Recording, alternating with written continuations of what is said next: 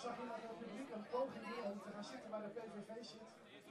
Nee, dat blijft open. Wie weet komen ze nog. Misschien zijn ze wat laat, verhinderd, vast in het verkeer. Wilt u wel even zorgen dat mensen kunnen binnen blijven komen en eruit lopen? De mensen daar bij de deuren. Heel graag. Fijn. Juist. Lekker doorlopen. Niet schuw wezen.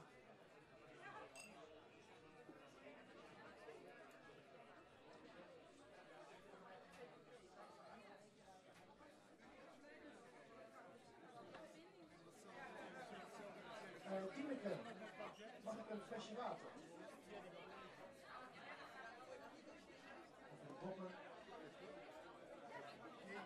Wat niet zo is dat. Kan lekker, hè, Bex? Heerlijk.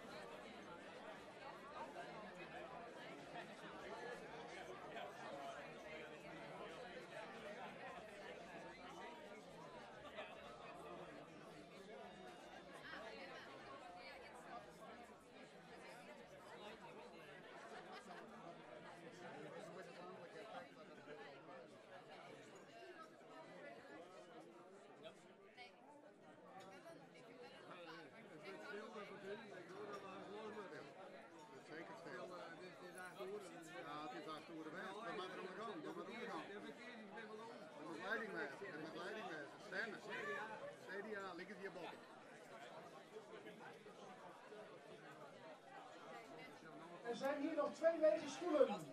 2 lege stoelen. Nu, snel. Hup, hup, hup, hup, hup. Wie het eerst komt, wie het eerst maalt. Voorop ligt de mevrouw in pole position met het grijze vest. Ze wordt achtervolgd, waarschijnlijk door iemand die ze kent. Ga ik vanuit. Of die haar leuk vindt, of allebei.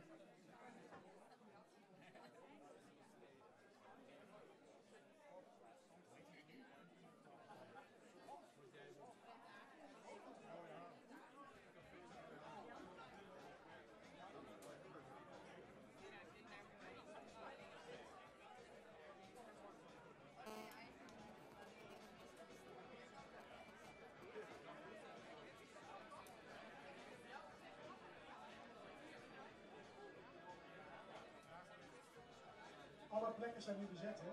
Kijk eens om je heen. Oh, nog 1 plek. Er is nog 1 zitplek. Daar. Wie is er alleen en wil graag zitten tussen anderen? 1 zitplek in de aanbieding. Dat weet ik niet. Nee. Dus anders zit ik ook een bier. Kijk, ja hoor. Groot gelijk heeft u. Ga lekker zitten.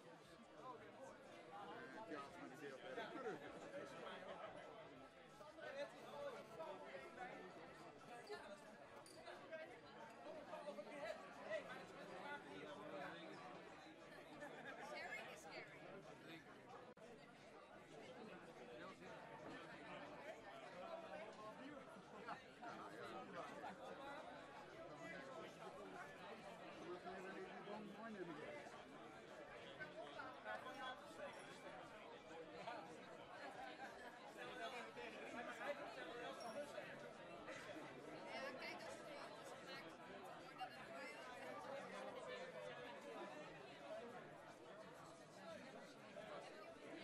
Ja, en zometeen gaan we los.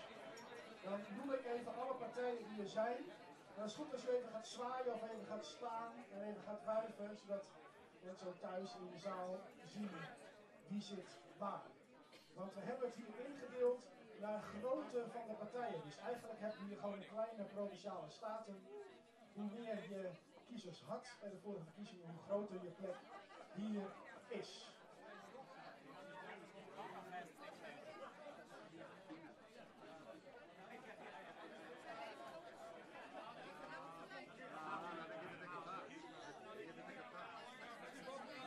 Seconden.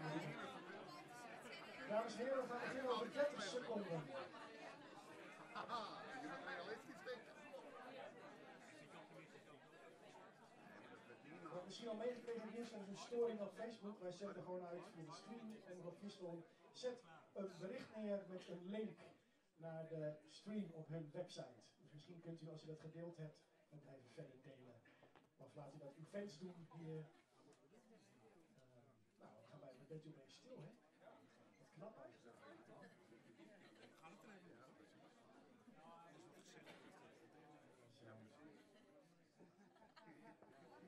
Nog 5 seconden.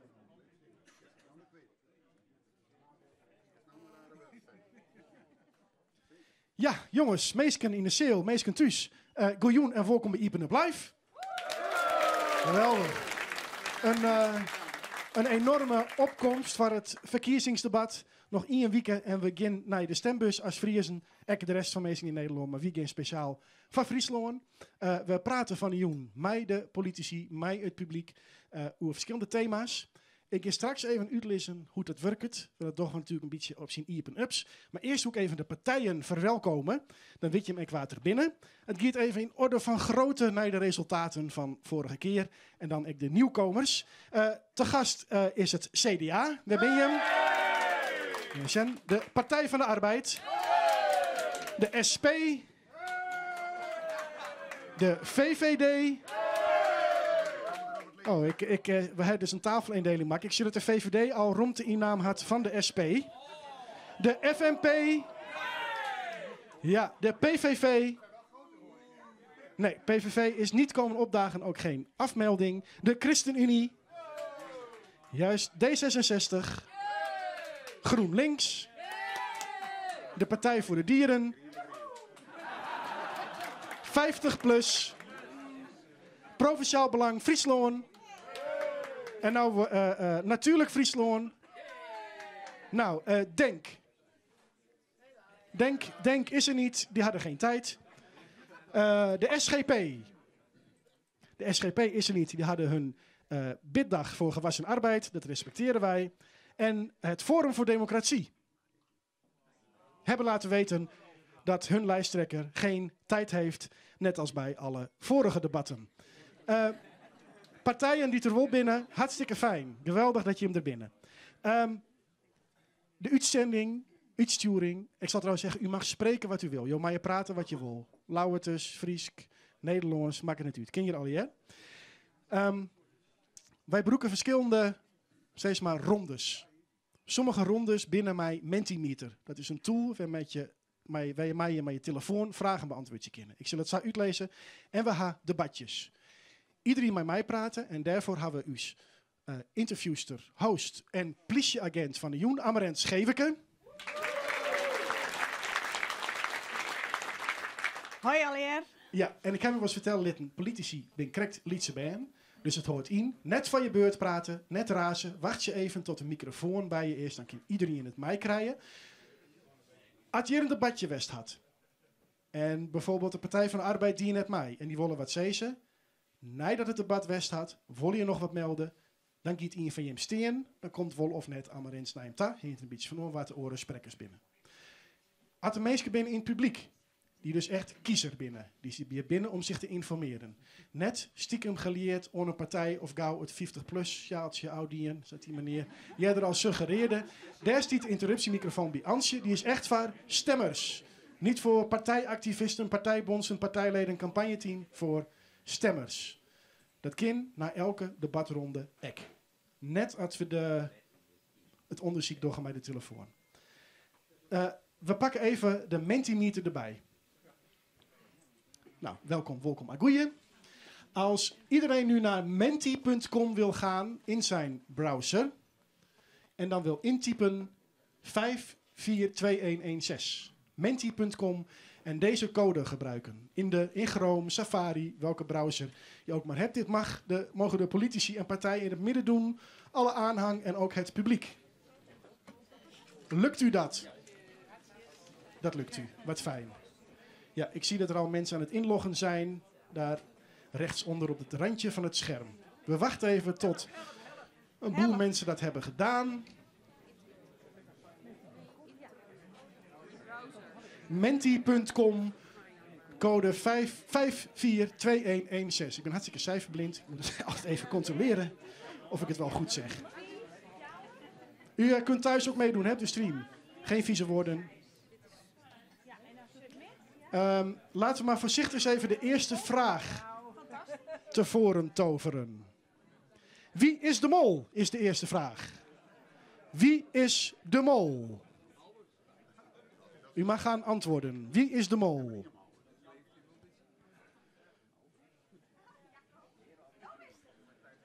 Wie is de mol? Ja, u begrijpt, in deze eerste ronde gaan we checken in hoeverre de politici nog in de dagelijkse realiteit staan. Dit zou toch een vraag moeten zijn die iedereen weet. Amarens, wat zie je allemaal? Ik zeg dat je de mol bent, Jacco. Dat klopt niet. Wie had dat gezegd?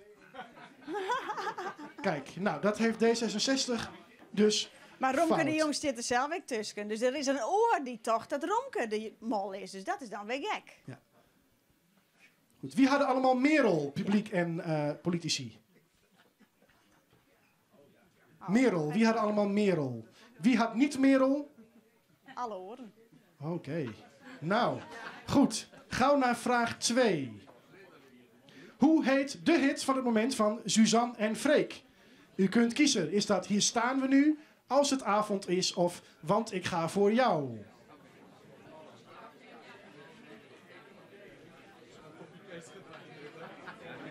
Dus even Sjen. Nou, de meeste stemmen binnen voor Als het avond is. Want ik ga voor jou. Wie zegt Want ik ga voor jou? Oh, een heel soort bij de PvdA. Ja, PvdA.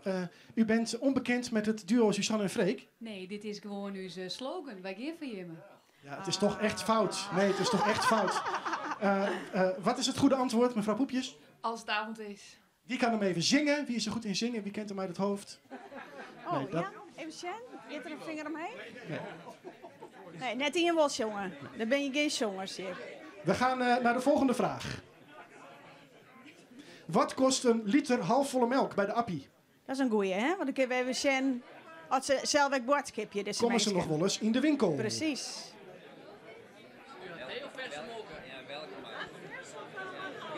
Ja, dat is een goede vraag. Is het biologische molken? Want die zult duurder Het werden. is gewone halfvolle melk, niet biologisch. De meest voorkomende pak. Oké, nou, 84 cent. Waar had 84 cent? En wie had er 1,05 euro? Oh, ik een soort mensen. En wie had 1,32? Oké, vraag Ik eens. ga uit van biologische molken vanzelf, hè?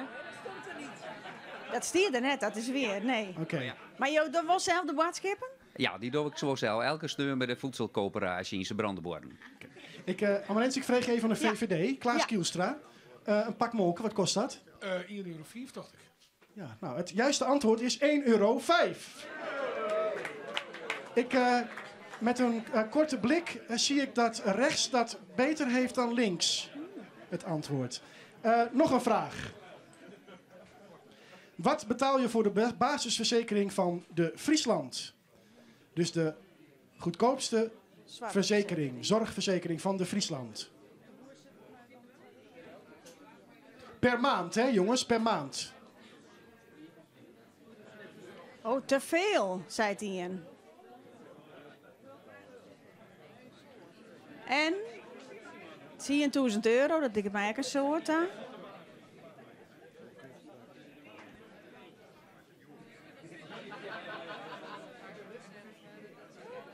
Goed. Sluipreclameers hebben Ja. zo goed als een monopolie in onze provincie. Amarens, vraag eens rond. Ik zie bijvoorbeeld een 100. bedrag van even kijken, 80. Oh ja, dat is een lege. Die is net zo volle keer. Is een 80. Waar hier 80, jongens? Ja, dan zijn ze er weer niet, hè? Nee, of een oorleeg getal dan. Zij zijn 80. Waar? Wie had er onder de 100? Dat kunnen wij vragen. Wie had onder de 100 euro? Oké. Dit is een meneer hier onder de 100 euro. Mijn zoon had, ik denk bij Unive, maar misschien voor de Friesland, een verzekering 12 euro. En hij bad zorgtoeslag van 89 euro. Ja, het is dan mat aan Unive wees, want het is fout. Het goede antwoord is 106 euro zondag. 106 euro zondag. Even eerlijk, dames en heren. Wie hier 106, 104 of 100 zoon? Oké, nou dat is nog redelijk. Nou, dit weer even een soort oefening. Mij deze tool. Die we straks natuurlijk ook broeken. Maar dank hier het echt hoe wezenlijke zaken. Die ook in deze campagne een rol spelen. We beginnen naar het eerste debat. Dat heeft als onderwerp kunst, cultuur en legacy. Daarvoor vraag ik naar voren iemand van de VVD, iemand van de SP en iemand van Provinciaal Belang Friesland. Geef ze even een hartelijk applaus. U mag hier plaatsnemen. Oh, wacht. We zijn nog iets vergeten. Gaat u vast zitten. We zijn nog iets vergeten in de Mentimeter.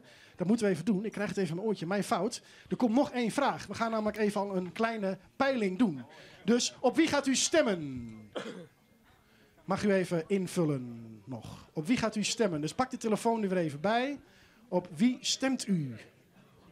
Dan kunnen we dat even vergelijken straks met hoe het aan het eind van het debat is. Even belangrijk om te weten. CDA, VVD aan kop, PvdA, dan komt de FNP weer. Natuurlijk Friesland, goed vertegenwoordigd blijkbaar. CDA weer aan kop. Geen PVV, Partij voor de Dieren ook nog niet. Provinciaal Belang Friesland komt. Ja, daar is de Partij van de Dieren ook. Dus even kijken. Nou, het lijkt eigenlijk bijna wel, behalve dat GroenLinks stijgt, lijkt het wel ongeveer de uitslag van de afgelopen verkiezingen. Ja, u kunt het daar ook zien, hè, recht voor u. Ja.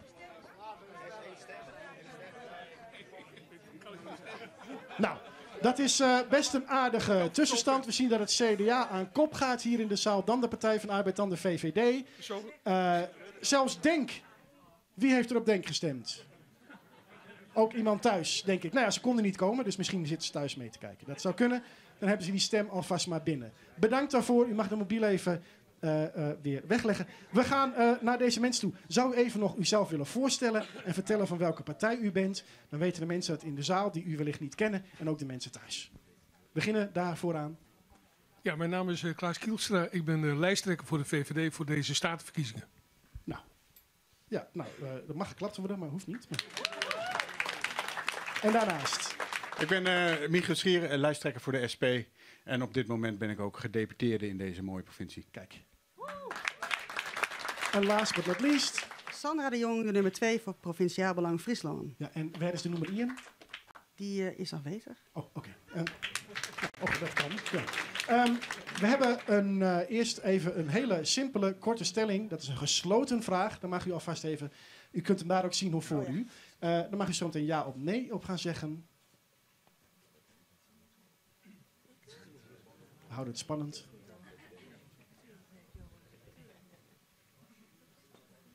Oké, kunst, cultuur, legacy. En dan was LF 2018 Cultureel Hoofdstad een geslaagd project. We gaan het rijtje af. Kielstra.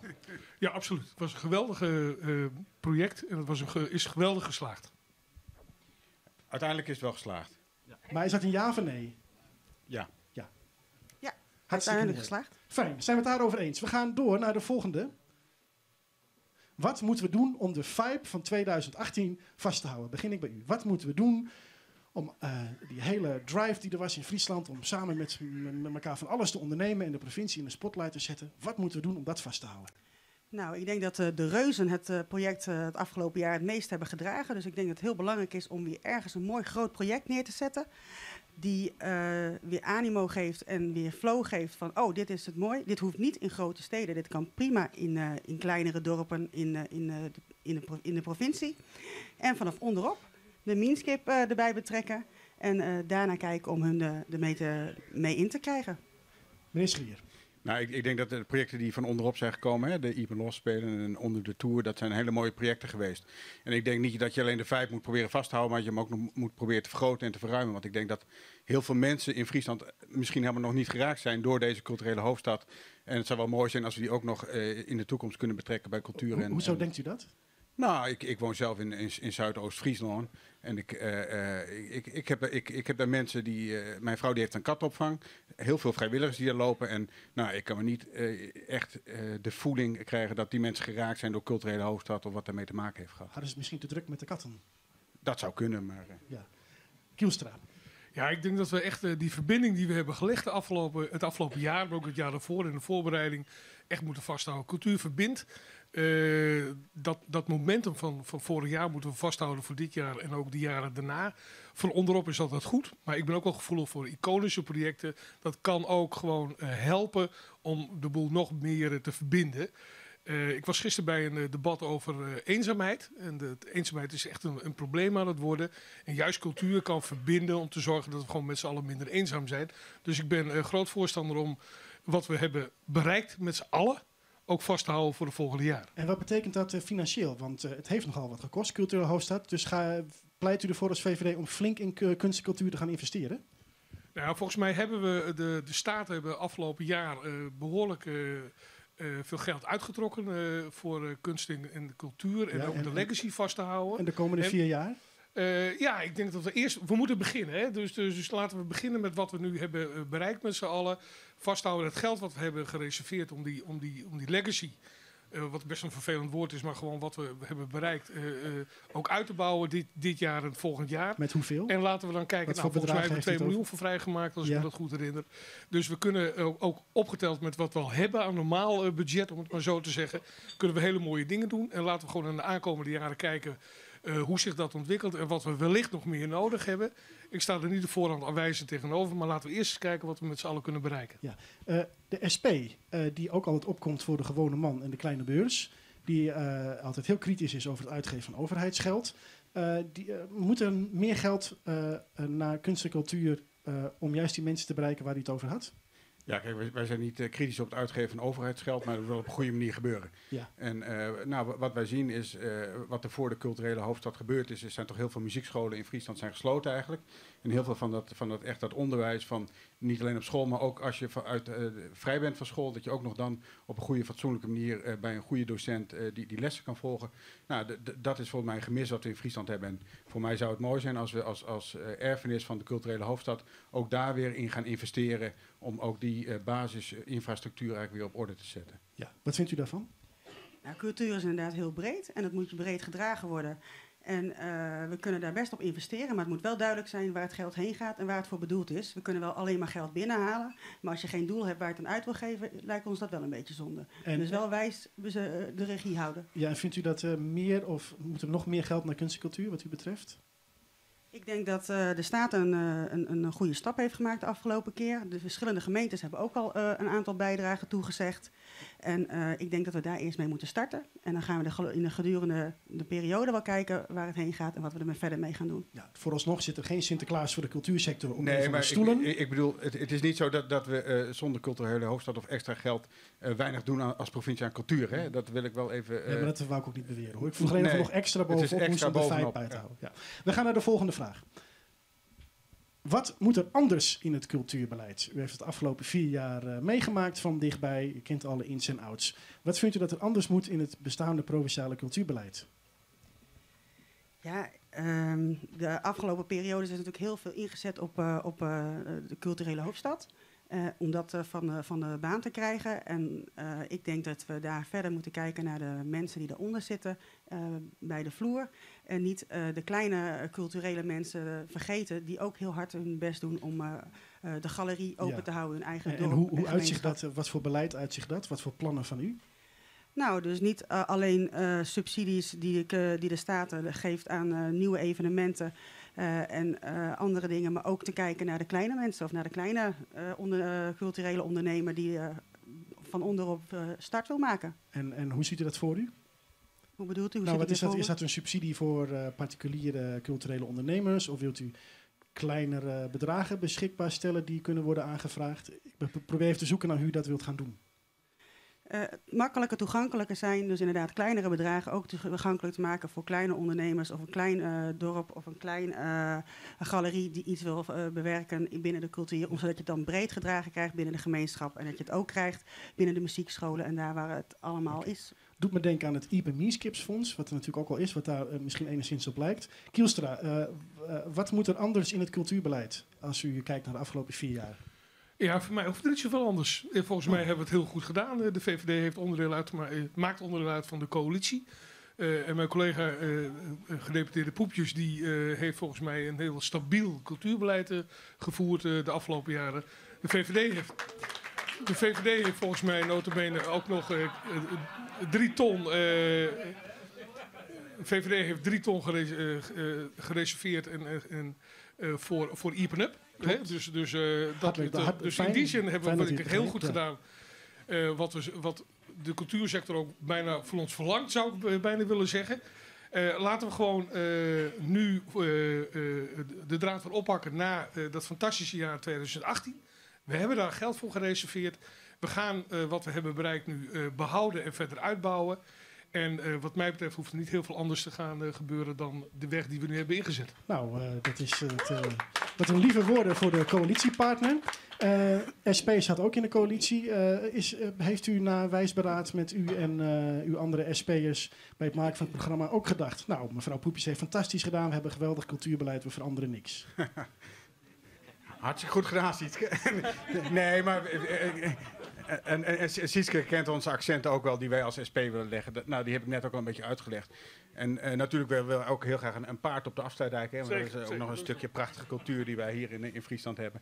Maar wij willen juist die muziekscholen, dat kunstonderwijs buiten de scholen om, daar willen we weer voor gaan. En dat vinden wij belangrijk. Want kunst en cultuur, muziek maken, dansen, creatief bezig zijn, dat is gewoon heel erg belangrijk voor de ontwikkeling van hersenen van kinderen ook. En ook voor oudere mensen die dementie hebben of Parkinson of een andere ziekte, zijn dat gewoon hele mooie dingen waar je kunst en cultuur in kan zetten. En daar willen wij graag op inzetten. Ja, mag ik het samenvatten als meer kunstparticipatie op instapniveau, mag ik het zo zeggen? Ja, maar ook kunst inzetten voor maatschappelijke problemen, zoals mensen met dementie, mensen met Parkinson. Dat je daar, als je die mensen laat dansen, muziek laat maken, dan doet dat wat met mensen. Het brengt ze in verbinding met elkaar. Okay. En voor mij moet je cultuur ook op die manier gebruiken in Friesland. Ja. Nou, u bent vrij duidelijk en u bent vrij eensgezind, als ik dat hier zo hoor. Amarens, zouden er mensen van andere partijen willen reageren? Als het zo is, mogen ze nu gaan staan. Ja, dan komt Amarens bij u. Stiepen van de coalitie vanzelfs, dat jij het een beetje zo. En daarbij komt nog het argument van onderwijs en van onderop de liedse partijen en de individuele mensen die wat mij kunst en cultuur willen, daar maakt wat extra voor. PvdA Marijke Roskam, wat vind je hem? Nou, daar maakt inderdaad wat extra voor. Als je surgariëre naar de verhaal, meneer Schrier vertelde het al, mensen met Parkinson, die het weer eens een dirigentenstokje krijgen in de lied over hun leven. En dat echt een heel soort record. Mensen op festivals, vlechtelingen die een certificaat krijgen, weer een netwerk, uitzicht op de arbeidsmarkt. En zo hebben we tal van mensen sprutsen die het er net bij cultuur belutsen waren. Die eenzaamheid werd meneer Kielstra toe gaat. Dus daar ken ik me al heel in vinden. Ja, in dat stabiele beleid ken ik me net zo vinden, want beeldje in de kunst en klassieke muziek wie gewoon vergeten. Als je dat zou wichtig vinden dat elke niet je mind van kan, dan mag je wel een verslaan cultuurbeleid vieren. En wij vinden het gewoon een heel soort wurg dat wat er dien is in 2018, dat je dat trots zet. En dat wij willen meer, dat budget meer yield. Ja, en dat hebben we iedere keer zijn bij het echte cultuur. Hoeveel meer? 1 miljoen van die legacy erbij. En dat is gewoon omdat die verhaal... En waar gaat het dan al? Want je kunt maar 1 keer uit aan. Dat klopt. Nou, die begrutting die is erom genoeg om daar van elkaar dat miljoen van elkaar te krijgen. Want ik jaar elke keer zitten, elke keer die stieve roon en schitterend. We winnen zo grutsk, maar de mensen en vrijwilligers en alle leur die ik maatschappelijk veelt, want daar is ik een heel soort bereikt en op het economisch meet. Dan mag je ik zie zeggen, jongens, we gaan net meer het provinciehuis als een frietsnijderbroeken. Elk had zijn eigen mini-budget. Maar we hebben geweldige resultaten bereikt met de L84. Kening van de Graai, de eenzaamheid. dan moet je ook zeggen... We hebben haast nog even meer van je, bedankt. Ja. Want het loert is duidelijk, PvdA zei er is heel genoeg, we kunnen gewoon uitjaan. Daar vindt misschien vast wel in wat van. Deze meneer is van 50 plus. Ja, dat heb ik goed jongen. Ik hoop net dat ik Nou, maar graag. Teun Wiersma. Ik verbaas me een beetje wat ik geloofde keer van de heer Kielstra hier. Want in het verleden, een vrouw Jelien had 50 plus al een motie inschinnen om meer geld voor cultuur beschikbaar te stellen. Toen waren er maar 4 maaistemmers in de steden. VVD was in ieder geval net een van de maaistemmers. En in december jongsleden is het webbard. En dan show je dat VVD wel een beetje naar uw stad komt. Maar nog steeds heb ik twijfels bij. Ja, de verkiezingen ben nou in het vooruitzicht. En we hebben het na je week en nou wel iedereen in één keer wel. Maar we kunnen een oor hebben, wat wel 50 plus? Dat we meer de centen beroeken en net voor die hele grote evenementen als die reuzen. Die ben wel prachtig en dan ben ik aanjagers. Maar we moeten vol meer om het meeste dingen die in de warm zitten, die via de field binnen. Dus die breedte zit ik altijd maar, die moeten we zieken en net alleen in de topsport. Er is heel genoeg, zei de PvdA, wat vind je hem? CDA. Ja, CDA, Sander de Rauwe. Ja. Nou, ik word graag net haar over hield, want als het altijd gaat over hield, vind ik eigenlijk heel armoedig. Maar ik word haar over ambitieus. En ik denk dat er 3 bij kunnen komen. Het eerste is... Dat is wel een heel soortje, Nou, hè? Voor een kwarte commentaar even. Nou, één dan. De Vikingen komen er rond. Een nieuw museum met Chris Callens is mijn nieuwe expositie dwaande. Wat zou nou mooi wezen als die Vikingen, die blockbuster er komt, dat we tegelijk echt handelsmissies hier naar tak krijgen uit Scandinavië. Die combinatie van cultuur en economie, dat zou ik heel graag meer scherm willen. Nou, we hebben een soort. Nog één partij. Waar had nog wat te zeggen over meer yield, minder yield? Nee, de PvdA is West. Is er nog een oor daar? Ja, waar ik niet te steen? Meneer van FNP, stel je even. Aardeier. En ik wil krijg als Sander de Rauw zei, in je punt zitten. Wat in mijn verhaal wordt vergeten wordt, is de locaties, mogelijkheden voor jongeren om popmuziek te maken. Vaak mijn puttelhoed te maken en ze maar een ziekje om een plakje. En ik denk dat het jongen weer moet om jongeren aan de muziek te krijgen. Ze willen wel, maar ze hebben geen plak. Nou, dit is inderdaad een prachtig berichtje naar uw muziek. Haha. Juist. Ja. Timo de Jong, de vlier is voorbij. Applaus, dames en heren. Dank u wel. Je mag ook meezingen als je die behoefte voelt.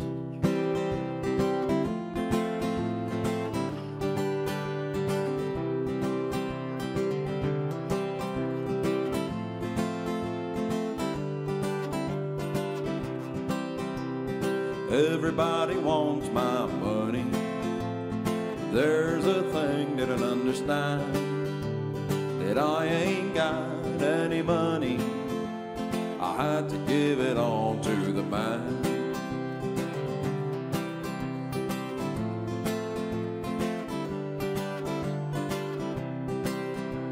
Now I ain't as broke as I ought to be, but man, it's getting there. The banks even charge me for depositing money, and that just ain't fair. If at 9 I get myself some paper, they'll be holding up their hands at 10. And as I watch it all dissolve like vapor, it starts all over again.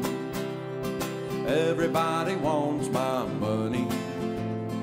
There's a thing they don't understand, that I ain't got any money. I had to give it all to the man.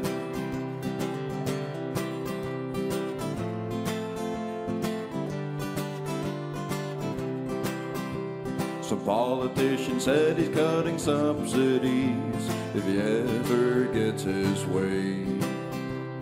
And I ain't never got any subsidies, so I don't know what the hell he's saying.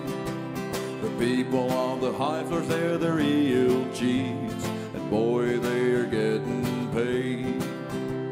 They'll just keep sucking all that money teeth as I just slave away. Nou iedereen, everybody wants my money. Behalve de VVD. But there's a thing they don't understand, that I ain't got any money. I had to give it all to the man. One more time. Everybody wants my money. But there's a thing they don't understand, that I ain't got any money. I had to give it all to the man. I had to give it all to the man. had to give it all to the man. Ja, Timo de Jong. Geweldig. We zien hem zo terug. En Timo de Jong is ook te boeken voor in uw huiskamer. Hij past er bijna altijd in. Ondertussen worden de bitterballen uitgedeeld aan de politici. Maar publiek, u krijgt ook allemaal een bitterbal of 2. Ja, en we weten dat het de week van het niet vlees eten is, maar dat waren we even vergeten. Mooi. Het wordt tijd meesken in de zeel en politici om de telefoon er weer bij te pakken. We gaan weer verder met de Mentimeter. Dus, ga naar menti.com als je nog inlogt binnen of log even op mij in. En dan kunnen we de eerste vraag beantwoorden. Wat is het nieuwe Frieske woord voor vagina?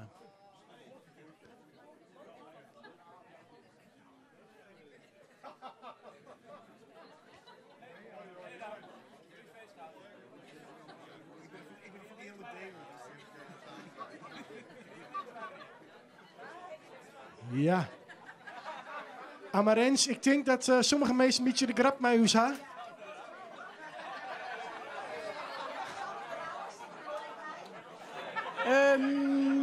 Ik spreek geen Fries, natuurlijk heel flauw.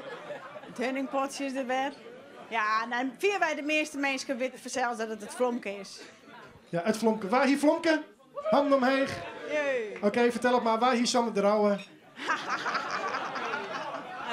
Ja, waar wie dat? Kom op. Waarschijnlijk iemand. Nee, Johannes Kramer ontkent in alle toonaarden. En je weet wat dat betekent in de politiek. Ja. We gaan naar de volgende vraag. Hoe verbeteren we het Fries onderwijs? Een soort mensen daar heel druk om. Het Fries onderwijs, dus de Frieske les op de basisscholen. Hoe verbeteren we dat? De mensen kwam die hoegen net, omdat er zuiver haast geen band binnen die het Fries praten of de Friese taal machtig binnen. Dat is een mooie. Ja, inspectie, dat is ik. Meer geld. Ja. Verplicht stellen, dat nou, is toch Amarens, wel. Ja. Zie je zien iets? Ja, willen vind ik een mooie. Waar zij willen. Oh, wacht. Oh, er zijn een heel soort willens. Nou, laten we dan beide even pakken. We hebben voor mij CDA en PvdA die het allebei de C'en. Ja. Oh. Waar van het CDA wil je wat toe zeggen?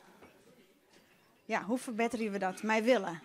Nou, toch meer willen in de onderwijsmethode te stapje. Ik kan me nog herinneren, in de jaren 80, ik zie het op de basisscholen. En hier is het echt van die hele boring lesmethodes. Maar van die mappen en verschrikkelijk oudvrezig. Ja, zelfs zwierfries sprekende bandtochten lid maar. En dat maakt gewoon volle interactiever, leuker, moderner, maar wel mooi inhoud. Dus het maakt net hier en dal vrijheid, blijheid wezen.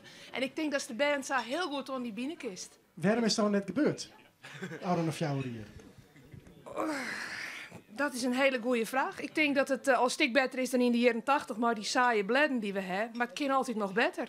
Er weer een heel mooi boek. En dat wonen de klassen en de scholen helemaal net behandelen. Dus zie je het seks zien of iets oors-engs ook. Ja, dat weet het ook wel. Ja, echt. Ja. Nou ja, dat zijn een peerskwalm. En ik denk dat dat heel oudvrezig is om er zo in te zitten. Ja. En als skwalm er zo in zitten willen, ja, het is een vrij loon. Maar ik denk wel dat het nou 2000 jochentje is en dat we wel wat meer op een blik naar de vraag kennen. Bij de PvdA denken we dat er mij willen een soort te redden is. Ja, nou ja, en wij hebben dezelfde vraag als Jacco, waarom je dat dan net bad in de oren of jouw hier. Maar in die, wij hebben in het programma... Ja. Iepen door. Wij hebben in het... ik loop net dat boe heel bot wees kwijt. Maar waarom is het in die programma daarvoor, toen de PvdA nog maar die echt net gebeurd? Nou, wat we zien, wat echt een kans is hoe het land van taal, tal van organisaties, dit al in mensen zitten die het heel goed binnen met taal, dat die dat ontwikkelen hebben, dat mensen echt willen hebben van taal, ik om meer talen giet. En wat onderzoekers van de Frieske Academie u zich verteld hebben, is dat als het integreert in de orenlessen en meertaligers volle meer in de klasse behandelt. Dus als het raderingskunde, dat is een jongen uit Syrië, ik vertel een list in zijn taal wat hij waar komt, in het Engels, in het Fries. Sinds de onderzoekers gewoon door het nou op die wijze, want dan vinden die band die meertaligers volle leuker in steeds van dat het mat. Nou, nog even, toch even waarom komen hier. Want we kunnen wel zeggen, maar willen alleen nog. Maar ja, het is vanzelfs gewoon een verplicht vak, liek als Engels, Duits en wiskunde. Dus wij willen alleen nog, komen we er net. Ja, ik wil wel even benieuwd wat de FNP hiervan vindt. Oh, afschaffen is hè, keers een De FNP, Colinke de Jong, we komen naar die Ja, FNP. Waar wil je wat toe zeggen, jongens? Er is natuurlijk niks mis mee willen voor bijen als ze Fries leren en ik als ze wiskunde leren of Frans of wat ik maar. Er is niks mis mee, maar we willen wel dat geld wat we er uit jouwen, dat het een rendement heeft, zodat geen enkel bijen wat van squala komt analfabetisch in eigen taal is. Dat moet een keer gebeuren. En hoe wil je dat aan het waan? Ja, Want het dat is is nog een nooit goeie. slagen.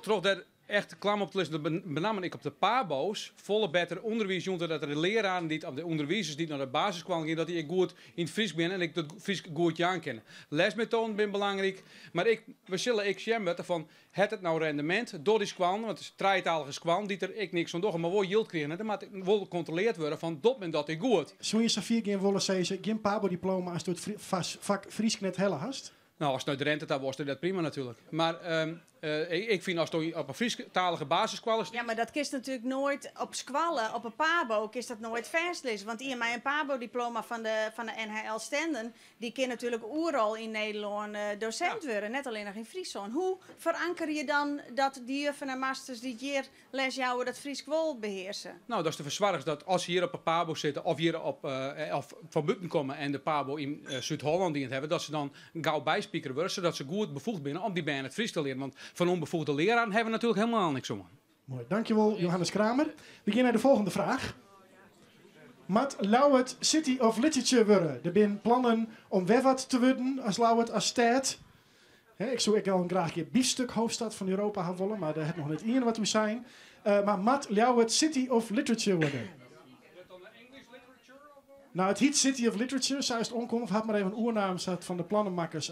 Mat Lauwert de Europese literaire haardstad worden. Ik ben wel even benieuwd naar de meest die nee zijn. Waar zitten die? Waar zitten Publiek nee? of partijen? Waar had nee zijn? Die matten de wezen? Ja, daar. De Partij voor de Dieren. En graag jouw naam even. Ja, Rini van der Zanden, Partij voor de Dieren. We hebben een geweldig cultureel jaar gehad.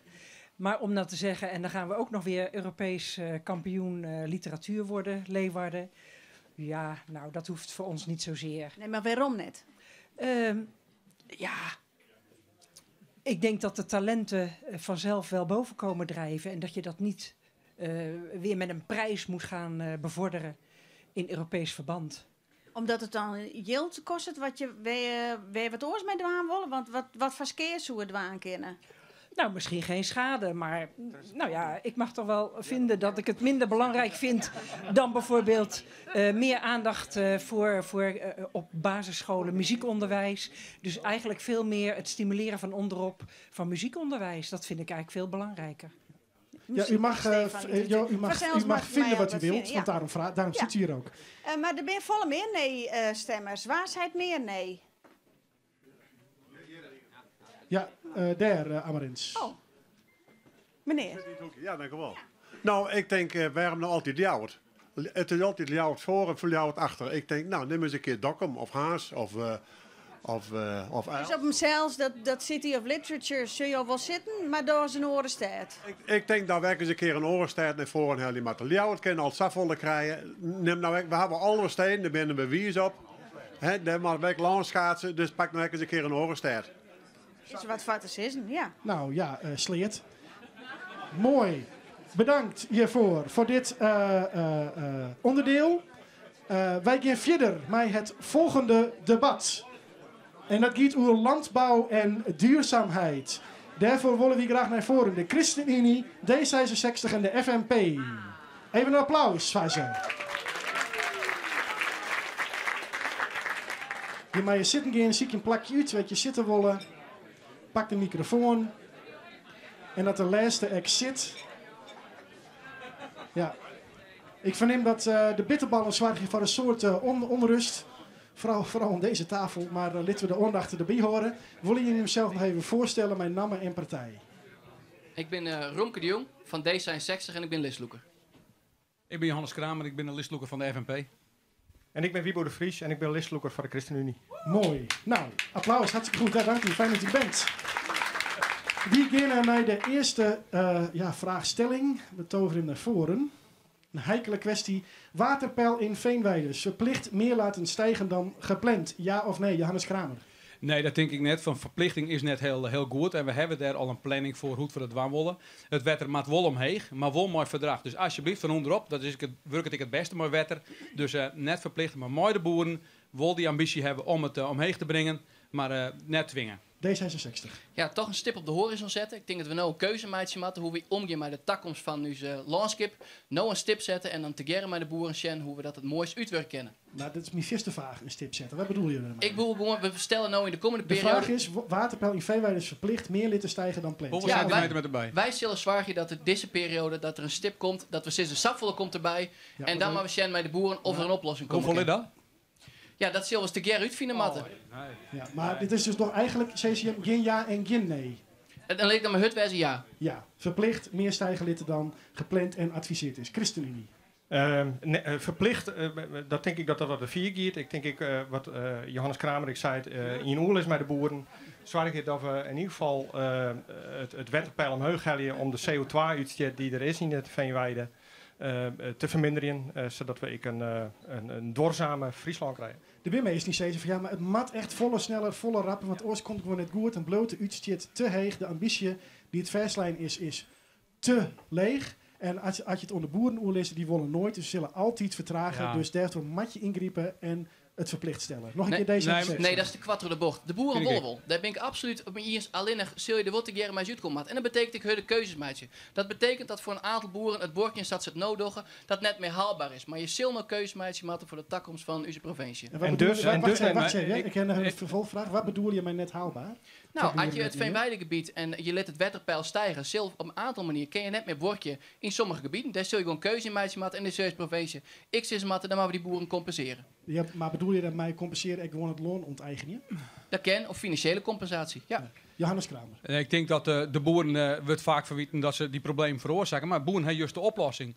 Als boeren het land het wetter omheeg brengen en dus CO2-uitstoot besparen, soms er even belennen worden maken, bijvoorbeeld toch een CO2-voorzien te stellen, waardoor die boer belennen wordt in steeds van straft wordt voor het feit dat er CO2 bespaart. En ik denk dat dat volle beter is en ik volle beter werkt. Valuta voor veen is iets wat de Friese Milieufederatie voor Kamers. Hartstikke goed idee. Dus ik zou zeggen van, doe het mooi de boeren en laat ze alsjeblieft er ik om vertjennen, want dan worden ze wel. En natuurlijk heb ik mijn onderwaterdrainage. Kennen we bijvoorbeeld er ik verzorg dat boeren toch bordje kennen. Sorry Romke, maar dat kan echt. En dus hoeft kan het waterpeil omheeg en de boer bordje bloeien zonder dat het de meerskip een heel soort geld kost. Dus bij de FNP hoeft een boer nooit zijn loon uit te steken onder dwang omdat het mat om dit doel te bereiken? Nooit onder dwang. Nee.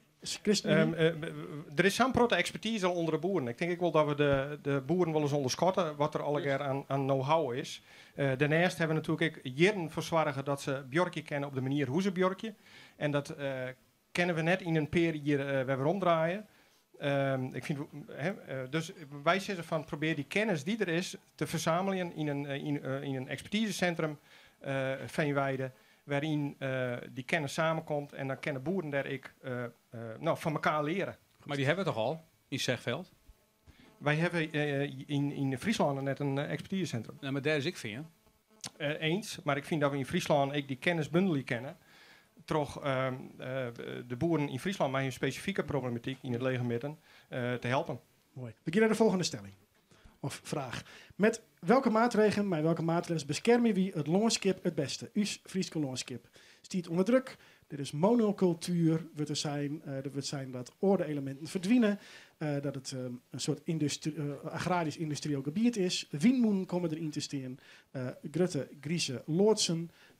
Van alle kanten op haar meesken kritiek of bij ze beginnen met het landschap. Welke maatregels, meneer Van der ChristenUnie, bescherm je wie het landschap het beste? Ik denk dat ik rief vaak terug de Friese grijden en wat ik dan voor me zag is een biljartlekker, neem ik het wel eens.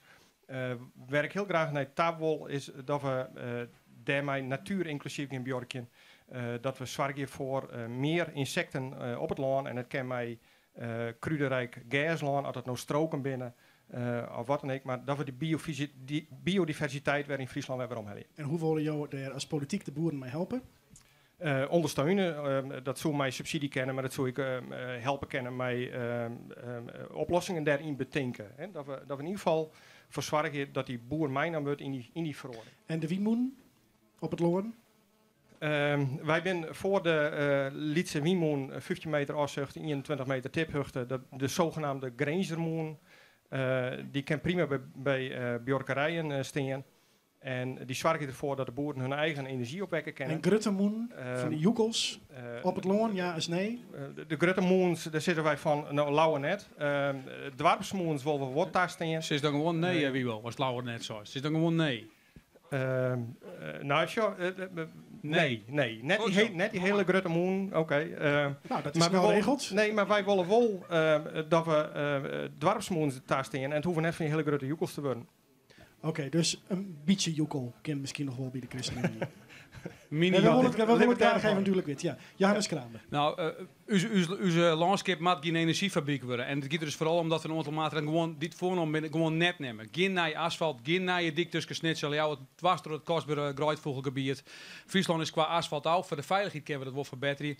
Maar met name ik geen naar je Wiemoen op land. Want dat vergrient dus landschap. Dat is dus groene goud, de helemaal de goud nooit. En de dwarpsmoenen? Nou, de dwarpsmoenen ben we heel helder in. De dwarpsmoenen die er nou staan, kan ik vervangen worden. Maar net heger, want als de duizenden heger juist was in raad en oerl was er in. En dan wordt dus landschap toch bij Flevoland. Dat maken we het willen. Daar ben we gewoon heel helder in, Wiebo. Zelfs mijn steun vanuit de Mierskip, waar je ik altijd de moeder van hebben, vol van hebben. Ja, zelfs als het dwarp nou zelf voor. Waarom zou je toch wat zin horen kramen? Nee, ik denk dat wij als oerhiet, als provincie en als steden in hier binnen om vanuit het algemeen belang, en dat gaat verder als dorpsbelang, een uitwaging te maken. Mierskip is geen algemeen belang?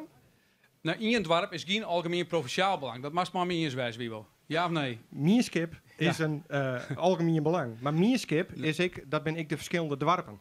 Dus als die initiatieven vanuit de Mierskip komen, is er een algemeen belang. Volgens mij wordt de moeder van de ChristenUnie toch steeds weer een stukje heger. D66. Wie toch, ja, Mits. Nee, maar wij zijn er gewoon helder in. En ze kennen moeilijk gewoon vervangen. Door krijg als je LBM hebt, ik een naaien ja, je sjoggetje zit meestal die heel lang in de steden zitten. Die kennen ik heel veel praten zonder een heel soort te sissen.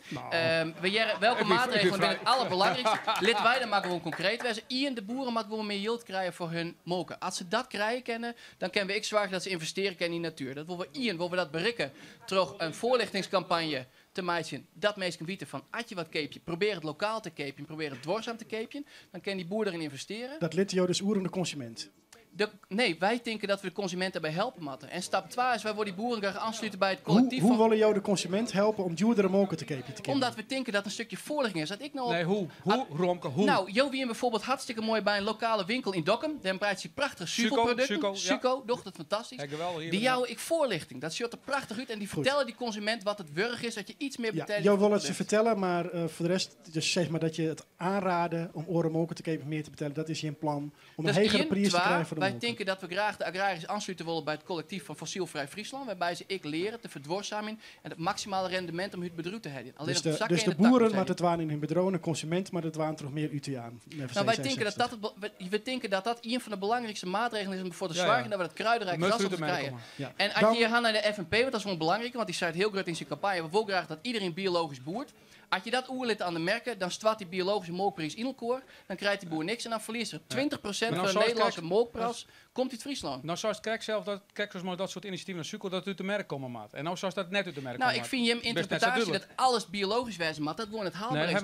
Nee, dat zei je. Want nee, elke boer wil graag mooi. biologisch. Dus zelf ik biologisch, dan wist hoe het werken. Ja, dus dat is nog een businessmodel bescherming wordt, dat snap ik. Maar gun iedereen dat romken. Dat klopt, maar als je nou zit in elke boer, en dat vind ik een beetje opportuns, is van wil je alsjeblieft biologisch, dan zorg je ervoor dat die molkprijs in elkaar doet en is die boer vol verder van huis. En daar beschermen we het landschap net. Ik wil even van de molkenheid trouwens, wat hier is als prijs bij de vraag hoe molken, van het liter pak. €1 en een stoel. Ja, hetzelfde. Oh, hetzelfde. Okay. Nog even die moen bij D66. Ja, dwarsmolens ben we absoluut voor. Hoe heeg mij ze worden? Beperkt heeg. Dus dat zult toch 15, 20 meter, daar moet echt wel stoppen. En een windpark nog op het land? Net op het land, maar wel op het wetter. Dan wij denken dat we prachtige wetter en derde kans voor hebben. Die willen we graag pakken. Romke, dan moet dus net heger. Want die willen zo'n 20 meter. Ja, dat klopt. En wij denken dat er hele mooie liedse initiatieven binnen, maar houten windmolens, we hebben dus graag voor inzetten. Maar reduce hem net heger dus. Nee, ik denk die Shannon oren op. Het is duidelijk. We gaan naar de volgende vraag. Ben we het eens? Ja, dat is mooi. Ja. Klimaatbeleid. Onzin of broodnodig? ChristenUnie. Ik denk dat het brood nodig is. We zorgen het klimaat op een zin verhoren. We hebben warme simmerhoorn. Dat is misschien een incident, maar we zorgen het wel opwarmen. Dus ik denk dat het brood nodig is. En ik denk dat het, Joert, als ik naar buiten kom, dat het haalbaar is. Dus ik denk dat het brood nodig is. Kramer. Nou ja, we moeten natuurlijk verdwarsen. Het klimaatbeleid is heel wichtig en dat moeten we gewoon niet doen. Maar wel mooi verdrag en maar omdenken voor de mensen waar het om gaat. En de berekeningen herstellen dat de legere inkomens onevenredig weer pakt worden. En dat vind ik een verkeerde ontwikkeling. Want zo hellen we de solidariteit, die heel wichtig is bij dit soort klimaatmaatregelen, hellen we onderuit. En wat doet de FNP er aan zo'n knoppen zitten? Hoe verneem ik dat als burger met een minimum-inkomen die het maar eng vindt? Omdat we daar in het kabinet daar een klimaatakkoord over afsluiten moeten naar de verkiezing richting de vakantie. En daar heel hard op te staan dat het haalbaar, maar ik betaalbaar wezen moet. Want het moet geen klimaatdictaat wezen moet voor iedereen wat als het net haalbaar is van mensen, wordt de FNP dan hun extiepje met provinciaal yield om het wel haalbaar te maken? Ja, ik denk dat wij ons verantwoordelijkheid nemen met als provincie om die energietransitie mogelijk te maken met de mensen op een wijze die bij ons landschap past. Dus alsjeblieft geen energiefabriek, maar wel werd dat kan, maar geothermie, maar oppervlaktewetter, die slag kennen we maken. En daarmee was provincie de komende tijd dus keihard van maken om die verdwarsemingsslag die niet zakelijk is, ik dit waar, maar wel naar aard, schaal en karakter van onze landschap. Deze 60 eigenlijk heel simpel, klimaat, is het onzin of brood nodig? Ja, welk is het? Brood nodig natuurlijk. We willen vet zetten als klimaatdrammers en ik jer al een hele hoop positieve geloeren. Ik denk dat ik het eens ben met de heer Kramer dat we zeggen, we moeten geen energiefabriek vermijden. Wat wij wel heel wichtig vinden, is om te zien hoe we in elk huis zwaar kennen voor verdwarsing. En het hoeft net alleen nog maar zonnepanelen op het dak te wezen, maar als het een huis leidt, dan kan mensen een gereduceerd tarief een energiecoach hebben die thuis helpt om te zien of isoleren of zonnepaneel of warmtepomp. Nog meer voorlichting? Nee, net meer voorlichting, maar gewoon hands-on in bij jou thuis die je echt zei van wat ben nou logische stappen om je huis te verdwarsamen. Net alleen nog maar oergrote zonneweiders, maar huis voor huis te beschen. Wat kunnen wij in Friesland doen? Mooi. Sorry, ik moet je onderbreken. We beginnen aan Marens, want misschien ben er orenpartijen die reageren. Willen die mij nou steen in? Ja. Oh, we gaan hier de eerste. Blow maar even lekker steen. Als je het vol hoort, dan kunnen we Sabio komen. Ik ben in Boer in het Veengrijdengebied. Maar je praat over zelfs uitname van de VVD hier. Maar we gaan de Wudden komen voorbij, landschapspinnen, biljartlekkers. Wat doen we eraan? Ja, dat zijn serieuze thema's die het spelen. Verschillende thema's voorbij komen. Ik denk dat we het beste met gebiedsgerichte projecten van onderop al deze thema's uitvinken kennen. We binnen Aardebonden deel ben wel heel erg druk bezig daar rond 3 jaar. En dat is juist gewoon dat er een heel soort energie in de maatschappij zit. Zowel boer als burger. En ik denk... Het is nog net echt concreet voor mij, sorry. Nee, kun je mij een voorbeeld? Nou, zoals Ron Giggles zei, one size fits all werkt net. Dus alle gebieden in Friesland zijn verschillend van elkaar. En we staan voor gigantische opgaven in het hele Veengrijdengebied. Maar met de molkenduurder, met het wetterpeil omheen, met de provincie het loon aannemen van de boeren, hoe doen we het? Nee, ik ben het geen generieke pijlverhogingen, dat van boven naar opblijven. Het wetter net omheen. Gebiedsgerichte van onderop. Het zit zoveel energie bij de boeren, bij de burgers. Just. En zo hebben wij ons uit dit probleem innoveren. Alleen dan moeten we worden rond te krijgen. Van de Oerhiet, van Den Haag, van de provincie. Maar ik we zijn er in Aardeboom klaar voor. Nu is het aan de provincie om daar stappen te zetten. En ik denk dat we daar gewoon helder in wezen moeten en de toekomst staan. Duidelijk, ik ga je onderbreken, want we gaan naar GreenLinks. Ren ik daarheen? Oeps. Ja, Matthijs Sikkers. Ik moet eerlijk zeggen dat ik hier wel heel verdrietig van ben. We hebben gewoon een opgave.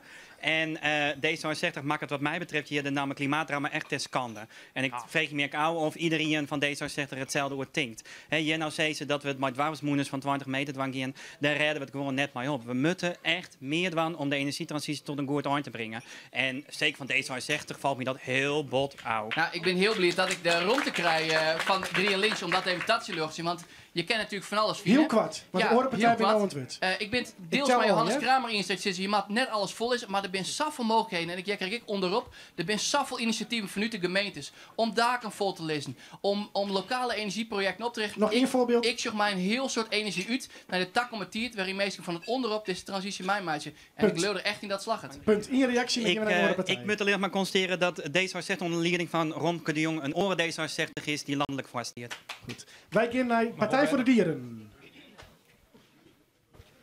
Ja, ons is opgevallen dat de investeerders van die grote zonneparken en die grote windturbines, dat dus enkele zijn die hier aan verdienen. En dat de energierekening enorm wordt voor de inwoners van heel Nederland. En dat moet gewoon echt anders. Je kan ook helemaal van onderop proberen alle inwoners mee te krijgen om zelf meer te investeren, waarbij de opbrengsten die het genereert vanuit de subsidies, dat die ook de dorpsgemeenschappen en de wijken ten goede komen. En daar moet een bepaalde formule voor komen. Maar het kan niet zo zijn dat enkele investeerders met het geld ervan doorgaan en dat we dat met z'n allen betalen. Duidelijk. En dan natuurlijk Friesland. Ja, nou, ik wil graag even reageren op het veenkruidengebeuren. In uw zeggen maat het veenpakket heel wierd. Dat shirt vanzelf. Dus het wet eromheen, Ja, zeker. verplicht? Ja, zeker. En wij zeggen dan ook dat boeren die er van zichzelf geen toekomst in sjoggen. Daar zeggen wij van, dan bieden wij om hun plaats te keerpjen van marktwaarde. Wij investeren 10 miljard euro in de landbouwtransitie. En Natuurlijk, Friesland had een heel soort geld. Ja. Ja, nee, Wij hebben jou dat wij. Ja, dat is vrij eenvoudig. Als je een huiskeepje en dat verbouwen om in te wijnen, dan ga je dat ik net in de bossen. Je gaat daarvoor naar de kapitaalmerk. Dit soort dingen, dat zijn investeringen, die brengen hun yield ook weer op. Dus het Maar ik begreep nooit zo goed hoe je hem dat dan volgt. Want ik ben dus boer en het is mijn plaats, het is mijn groen. Ik wil het wetter op mijn groen net omheen en ik wil het ook net onder de provincie verkeepje. Ik blijf hier zitten. Nou, maar zit me maar het water gaat allemaal mee. Oké, dat is duidelijk. Ik ken natuurlijk net dat het mijn groen is. Dus, Dankjewel, dat is heel duidelijk van Natuurlijk Friesland. Kaya Wetterskies. Wij gaan, jongens, alle bedankt. Je mij weer naar een plak. Applaus voor deze mensen. We gaan naar de dichter Edwin de Groot. Ik ben benijd. Ik sluit voort maar even aan bij de discussie over het milieu. Want ik ren en ik fiets elke dag door het Fries Kolon. En ik zeg ijs, nou de laatste jaren alles maar ten negatieve veroordelen. En ik maak me wel ongerust dat ik hier zei dat er net zo volle inrieders is. En ik vrees dus dat er nog net volle veroordelen zal. De milde deernis van dingen. Op kolenblomkes shit molken geen wattel. De boer schrobbert het groene vel met huddeboissels en deed de schippen. De jager, kloek en warber kniept de egenta. Stiekelstekker, met shitkroet lood. Het veld werd skin en vlees zulde groeien. De boer rek het wij. De jager al lieke goed. En het koninkrijk veroordeeld. En het koninkrijk veroordeeld net. Dankjewel. Ik had er nog in, mij dat? Heel graag zelfs. Ik heb een beetje naar hooi gevoel, want zoveel publiek heeft een dichter naar is nooit. Nou, welkom bij Iepen Up Live. Pak je moment. Even zien. Het spijt mij donders, ik wil het eerst nog even over taal hebben, maar het spijt mij donders dat het Forum van Democratie en de PVV er net binnen. Want dat, want dat ben ik nou correct die leur die uzelioen laten willen dat wij in een land met allerhande problemen wenjen. En dat is exa. Maar feitelijk wenjen wij nog heel tijd in een van de beste stukjes land van Ierde. Dat deze is voor de aanwezigen. Dreamland. Er is een protte verhoren. Presidert de zwarte zoon van de I Have a Dream Doemnie. Die het net bezinnen waard. Achter in de bus een plakje hier. Net elke bank in het park voor zien zitten. Het volk op Soelen, Mississippi, doen ze. In hoezen van makkelijk praat. En roen om de fjurren op iepen plakken in bosken. Dat zwarte man in Bjemmen hongen. Surf je ik nou terug winkelen nachten in Gaza en oer Sarajevo Snipers Alley is al een film maken. Niemand durfde bij de slachtoffers te komen en na een paar dagen kwamen de zwerfhonden. My Google Earth, boppelon vol madrassa's leer, van keer de famkes naar squallen, my soer, onzichtbaar meidje, sluit de eren. En dreem ik, hoeden tussen in oases, tussen boon en tjonger, de pakes, de beppes, heiten die en de polders nachten stil. Of het matte mudden in een houtbult wezen. Dank u wel. Geweldig, dankjewel. En we zullen die straks nog een keer. Dankjewel. En dat is precies wat we graag willen, is namelijk de poëzij in uw mooie taal een breder podium, ja. Dus fijn. Volgende keer echt ahoy, Edwin. Dat giet die slagje in. Wil jij mij de telefoon weer even pakken? Want we gaan weer even verder. Maar het volgende blokje. Nou, laten we de vraag maar naar voren toveren. Welke partij heeft de meeste vrouwen bij de eerste 10?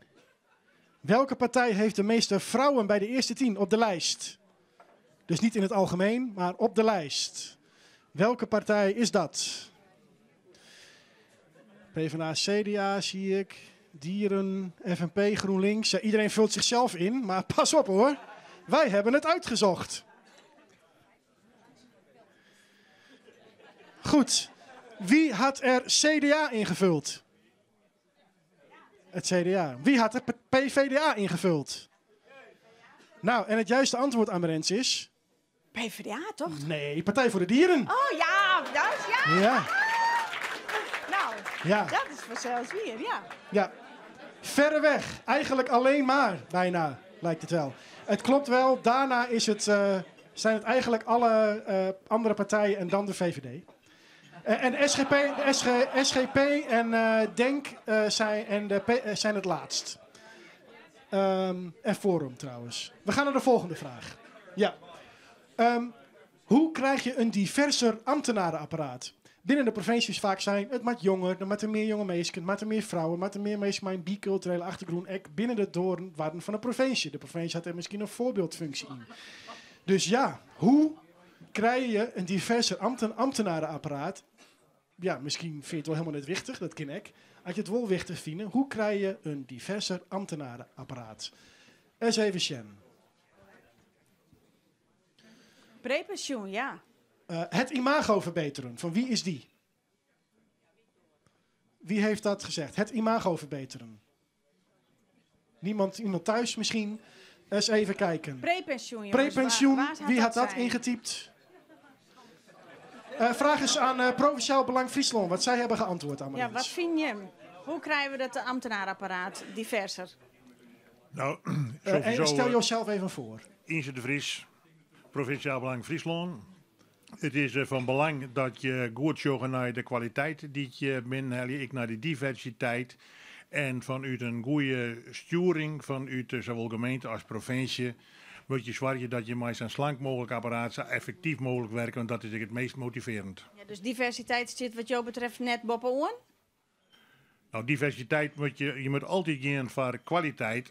En dan is denk ik diversiteit daar wel een gevolg van. Want het is net zo dat een groep minder of beter is in het functioneren als ambtenaar of in de provincie, hoe je het ook moet zeggen. Dus je moet altijd gaan voor kwaliteit. En Maar vakka, Jaan, Owen, vrouwen,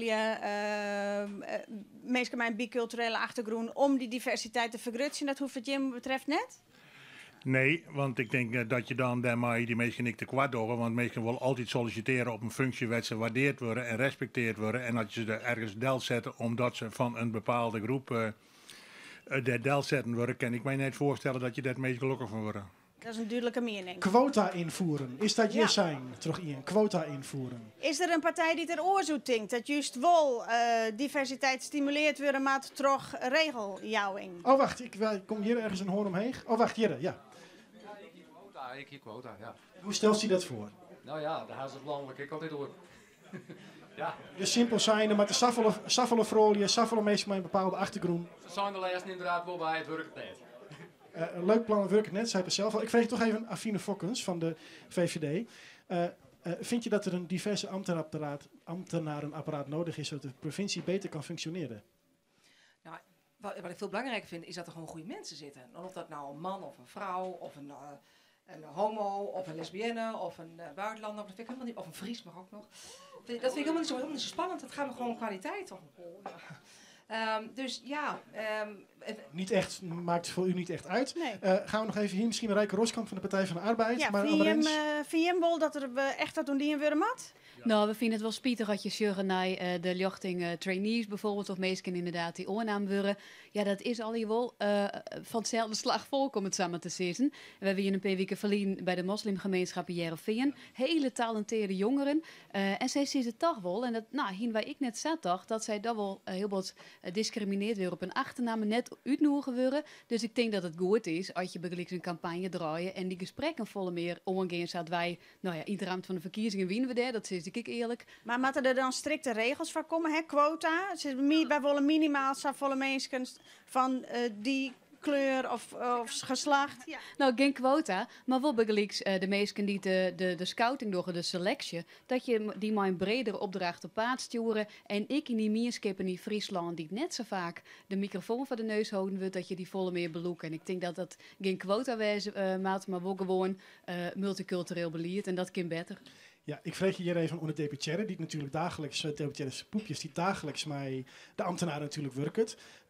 Zou het verdien dagelijkse werk beter wezen als je een diverse ambtenarenapparaat hebt? Wat een wut, jongens. Ja, het is wel een lang woord, maar het is al verschrikkelijk verskaat, dat ambtenarenapparaat. Hier in Doltro, die traineespool, er zitten echt blank, zwart, homo, lesbienne bij. Er zie je zelfs iemand zo'n omkeerd kruisje bij op zijn pet. Dat ik even dacht, oké, maar het is een vrij land, het is zo... Nou, het is zo divers als maar kin. En daar worden producten gewoon beter van. Net omdat ze een achtergrond hebben, omdat ze wat kennen en hoe al wij komen. Dus echt, de vibe bij de provincie Friesland die is al heel echt wat, hoe is het jochentje. Goed, we gaan naar de volgende. En dat is een ja-nee-vraag. Moet de provincie Toomba en COC weer subsidiëren? Het antidiscriminatiebureau en het COC, dat weten we allemaal wat het is, toch? Die zetten zich in voor mensen die, alles zijn behalve hetero. Maar de provincie Toomba en het COC weer subsidiëren. Het meest Amarins. ja. Het meest ja. Waar zei het ja? PvdA zei het ja. Provinciaal Belang. VVD zei het ja. SP, laten we die eens even vreetje. Want die... Is Grier. Ja. Nee, kijk, het gaat erom, wij willen als provincie ook regenboogprovincie worden. Hè? Dat is een wens die we hebben als SP, dat wij dat graag willen. Maar we die discussie vieren, ja? Nee, dit is de vraag die het hoe dit. Ja. Nee, maar mag ik me even inleiden, Jacob? Tuurlijk. Kijk, maar als je dat ook tot uitvoer wil brengen, hè, dat je diversiteit wil zijn en dat je daar ook inhoud in wil geven, dan zou het heel goed zijn als je Toomba en COC ook weer gaat subsidiëren als provincie. Omdat ook die programma's die zij draaien op scholen juist een grote bijdrage kunnen leveren aan dat we respect voor elkaar hebben, dat we mensen waarderen voor wie ze zijn, voor wat ze zijn, dat iedereen mag zijn wat hij is. En waarom heeft Jo zit er nou mij aan tafel in de coalitie. Waarom is het dan nou net het geval? Nou, we hebben daar een discussie over gehad. De Staat heeft hier een voorstel over ingediend. En toen is die subsidie van Toomba en COC eerst eraf gehaald. Maar als je kijkt van als je die ambities hebt om als je een regenboogprovincie wil worden, nou, dan zou je er ook iets mee moeten. En dan zou... Dus je vond het belangrijk, maar net belangrijker nog om te zeggen, dan speel ik net mij deze ronde. Nou, dit is een discussie in de Staten geweest, daar hebben statenleden over besloten. Maar wij vinden wel dat je dit soort diversiteit, dat je het belangrijker is en dat iedereen moet mee kunnen doen. En daarom vinden wij vooral Toomba, die op heel breed antidiscriminatie kijkt, dat je die gewoon moet ondersteunen. Ja, dan is een nee, hè? Daar ben ik benieuwd. Waar zei het nee? Geen subsidie van Toomba en het COC. Nou, blik beweert de meerderheid van de steden. Bij het CDA zei ze nee. Ja, CDA, Sander de Rauwe, nee. Nou, moet een nee, want als je een subsidie geeft, dan moet daar gewoon, vind ik, een reëel doel over staan. Het is geen doel op zich om Toomba of COC te subsidiëren, maar er staat een breed, inclusief heel veel partijen die nu de hand opsteken bij ja, hebben een aantal jaren geleden gezegd, het gaat het sociaal domein naar de gemeenten. Laat de gemeente dit nou doen. Zij kunnen het ook goed. En het valt mij altijd op dat een aantal partijen die hier dan in één keer zeggen ja, het moet, het in hun eigen gemeenteraad vaak niet doen. Dus ik zou zeggen, Toomba en COC doen best wel goede dingen, maar standaard aan een subsidie, nee, dat hoeft helemaal niet. Sander de Rauwe doelde jou erop dat net alle gemeentes mij betalen om Toomba en het COC. Nou, kijk, dat was natuurlijk de discussie. Hè? Toen het Rijk heeft besloten dat sociaal domein past beter bij de gemeente, omdat de gemeente gewoon dichter bij de mensen staat. Toen is ook gezegd, daar horen dit soort zaken ook bij. Er zijn heel veel Friese gemeenten die hier wat mee doen, maar niet altijd met Toomba. Dat kan soms ook met een andere club of organisatie zijn. En geef nou die gemeente de ruimte en het vertrouwen om het te doen op de manier zoals zij dat willen doen. En maak er geen moeten van, want dan zit je aan het bekende infuus zonder een duidelijk resultaat. Bovendien, nogmaals, het echt geeft de gemeente het vertrouwen, want het is ook hun taak. Dus het beleid leidt net bij de provincie. Dat is het antwoord van de Rauwe. Ja, GroenLinks en de VVD doen we nog even hier roer. GroenLinks, is het maar. Ja, de Rauwe die zei van, jij dan hier meest gezegd die het dan in hun eigen gemeente net goed regelen. Hè. Wij, ik zelfs persoonlijk, het intje als mooiste in mijn gemeente en het CDA het dat instemt. Dus ik probeer het te regelen in mijn gemeente, lokaal, mits, lokaal tenzij. En dat wordt gewoon door het CDA stemt. Dus, nee, ik zou zeggen welke partij nog meer, ja, als dat graag was. Nou, een meerderheid, CDA en FNP. Dat is democratie, maar we hebben wel oudbaat hoor, lokaal tenzij. En het wordt lokaal net die en wij vinden het belangrijk. Dus daarom zeggen wij, provincie, moet subsidiëren, Toemba en COC. Ja, dan begin ik even naar Afine Fokkens, die ook de hoorn omheen hier. Ja, dankjewel. Ja, ik vind wel, de provincie heeft ervoor te staan dat iedereen zich in de provincie hier welkom voelt en zich er gewoon toe doet en zich veilig voelt. En in dat kader vind ik dat de taak die Toemba kan doen, dat is gemeentegrensoverschrijdend. En Toemba die heeft gewoon mee te maken dat ze soms bij scholen terecht moeten. Dat die scholen zeggen van ja, maar ik heb ook kinderen op deze school die van andere gemeenten wonen. Dus daarom zei ik van goh, laten we ervoor zorgen als provincie dat iedereen zich welkom voelt. Dus zorg ervoor dat Toemba in dat kader gewoon de voorlichting kan gaan geven die ze kan verrichten. En daarom zouden wij ervoor zijn dat Toemba wel geld gaat krijgen van de provincie. Omdat wij vinden dat de provincie daar een taak heeft. En ja, de gemeente... Duidelijk, het COC. Idem. Dus de VVD wil wel weer geld voor COC en Toemba, omdat het bij de gemeentes niet goed komt. Juist. We gaan naar het volgende debat. En dat gaat over jongerijn.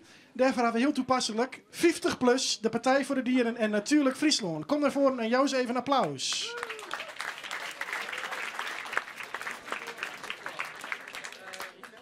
Ja, goeie, hoi, welkom. Ga lekker zitten. Hoi, welkom, ga lekker zitten. Jongens, wie de bitterballen lekker? Mag er nog meer komen? Jongens, gooi ze maar in het vet. Ja. Had we even het rietje ook in willen en had je nog even het opbrengen kunnen mij zien allen om ik naar deze meesken te luisteren. Even met z'n allen luisteren. Ik zei, had je met nog opbrengen kunnen om mij de collega's naar te luisteren over het onderwerp jongeren. Stel je hemzelf even voor, we beginnen daar. Sietse Scheuring van Natuurlijk Friesland. Mijn naam is Teun Biersma, 50 plus. En mijn naam is Rini van der Zanden. Ik ben al 4 jaar statenlid en wil nog een keer doorgaan. Het liefst met 2 zetels. En van welke partij bent u? Partij voor de Dieren. Partij voor de Dieren. Goed, welkom. De eerste die op het scherm komt is... Hoe stoppen we de brain drain? En met brain drain bedoelen we, hoe stoppen we dat hoogopgeleide jongeren de verkiezen om Friesland te verlitten van werkcarrière en wenjen? Schukking. Ja, nou op zich is het helemaal geen probleem als mensen de provincie verlitten om ergens oors te wijnen en te werken. Wat het om gaat is dat we weer oren mensen hierheen hellen om ons meerskip te versterken en te diversificeren. En wij denken jou dan hoor? Nou, wat wij daar... Jongens, even... Wat wij zeggen is dat vaak inderdaad mensen die van hogere opleiding hier gaan. En wij zeggen dat uw industrie en economie die mist een stuk van de wat je dan in het Engels neemt workforce. Engels mocht ik nou. Dus, en wat wij ervan doen willen is, wij willen eigenlijk dat de noordelijke TU Friesland, dus Technische Universiteit, in Leeuwarden komt. Want er is in Nederland grote behoefte aan dat soort opleidingen. Dus je wil de brain drain in toch een opleiding in het hebben. Ja, dus zodat je er weer oren mensen... brain onloeken. Ja, precies. En jou vindt het dus net slim dat mensen... Nee, het is juist heel goed dat mensen er wel in loeken. Jou vindt het net slim dat mensen helaas, omdat ze hier geen werk krijgen, met pien in het Friesland verlitten moeten om hun talenten ergens oors te tentoonspreiden. Dan krijg je vooral weer werk. En ik werk voor dat soort mensen. Trots ervoor te zorgen dat je meer van dat soort talent is. Want dat loekt bedrijven aan. Dat is de war on talent, zoals dat dan zo mooi heet. Okay. Als je geen talent hebt, komen die bedrijven je net. Duidelijk. 50 plus. Nou, ik ben zelf een brain drainer West. Zo'n hier lang in de buurt van Den Haag werkt en wennen. Het is heel noffelijk om je waarom te kennen, maar ik hier moeite om hier een baan te vinden. Dus het had ik een aantal jaren worden waar ik hier wel een schik plak vond. Want moest ik weer bij je passen. En die brain drain, dit is net alleen nog van nou, wie er dus een hier of 20 wie die er al. Maar hij is nog steeds gaande. En wat je zag, en dat is wel een groot probleem, dat jongeren hier uit Friesland gaan en de ontgroening nemen ze dat wel. En dat ook die vergrijzing, ik kan vullen hudder. Dus we horen dat we het krimp wat we willen zo hebben. Dat is hier in Friesland typisch aanwezig, maar het wordt alleen nog maar grutter. Wat kunnen we er aan doen? Vergrijzing is toch gunstig voor je partij? Nee, is juist een probleem. Wij hebben baat bij als jongeren hier weer komen. Ik dat jongeren je bloeien, want wat we graag willen is dat in het dorp dat er een gemixt, begint als pas leven hoe krijg je diversiteit, een gemixte hoeveelheid mensen bloed. Dat betekent jongeren en ouderen. En voor de jongeren zou je dus ik zwaar, maar dat je industrie heen komt, dat je multinationals heen komen en bij vakkeur in de energietransitie, in de duurzame energie, in de bouw bijvoorbeeld. We weten al wel huizen die moeten verduurzamen. Er is een protte meester nodig. Daar kan je dus ik weet jongeren maar hun kennis bebroeken. Dus we moeten hier veel meer energie heen halen. Schone energie. Scholen en industrie. Partij voor de Dieren. Ja, ik denk dat jongeren gewoon zelf moeten weten wat ze doen. Ja. En ik weet van heel veel jongeren, en ook mijn eigen kinderen, die wilden gewoon de wijde wereld in. Die zijn ook gaan backpacken. Die hebben ergens anders een baan gevonden. En heel, heel bijzonder is dan dat mijn kleinkinderen eigenlijk wel in Friesland willen wonen. Dus je krijgt op een gegeven moment dat mensen wegtrekken. Jongeren trekken weg. Maar de waardering voor waar ze vandaan komen, die komt op een gegeven moment weer terug. Net als trekvogels. Laat het gewoon een beetje op een natuurlijke manier gebeuren. Dat had ik al verwacht. Toch, het aantal mensen. We gaan naar de volgende vraag. Ja. Hoe zorgen we ervoor dat jongeren in de dorpen kunnen blijven wonen? Van u hoeft dat dus niet. Nou, kijk, ja, zeker. Als jongeren graag in het eigen dorp willen blijven wonen, dan is het belangrijk dat ze daar kunnen blijven wonen. En hoe? Ik heb ooit in een dorpsbelang gezeten, in mijn eigen dorp. En toen hebben we geprobeerd om huizen te krijgen die ze zelf konden bouwen, niet te duur. En er zijn dus heel veel jongeren gekomen. Maar helaas, dat is ook weer gestagneerd. En nu gaat de school dicht, het aanstaande jaar. Dus ik denk dat het is belangrijk om steeds goed naar de wensen van jongeren in het platteland te blijven luisteren. En dat de gemeente goed oog heeft voor wat de jeugd uit hun eigen plattelandsgemeente wil. Luisteren en in de gaten houden. Ja. Daar gaat het mee opgelost worden. Ik denk dat als de eigen inwoners het belangrijk vinden dat er woningen komen voor jongeren.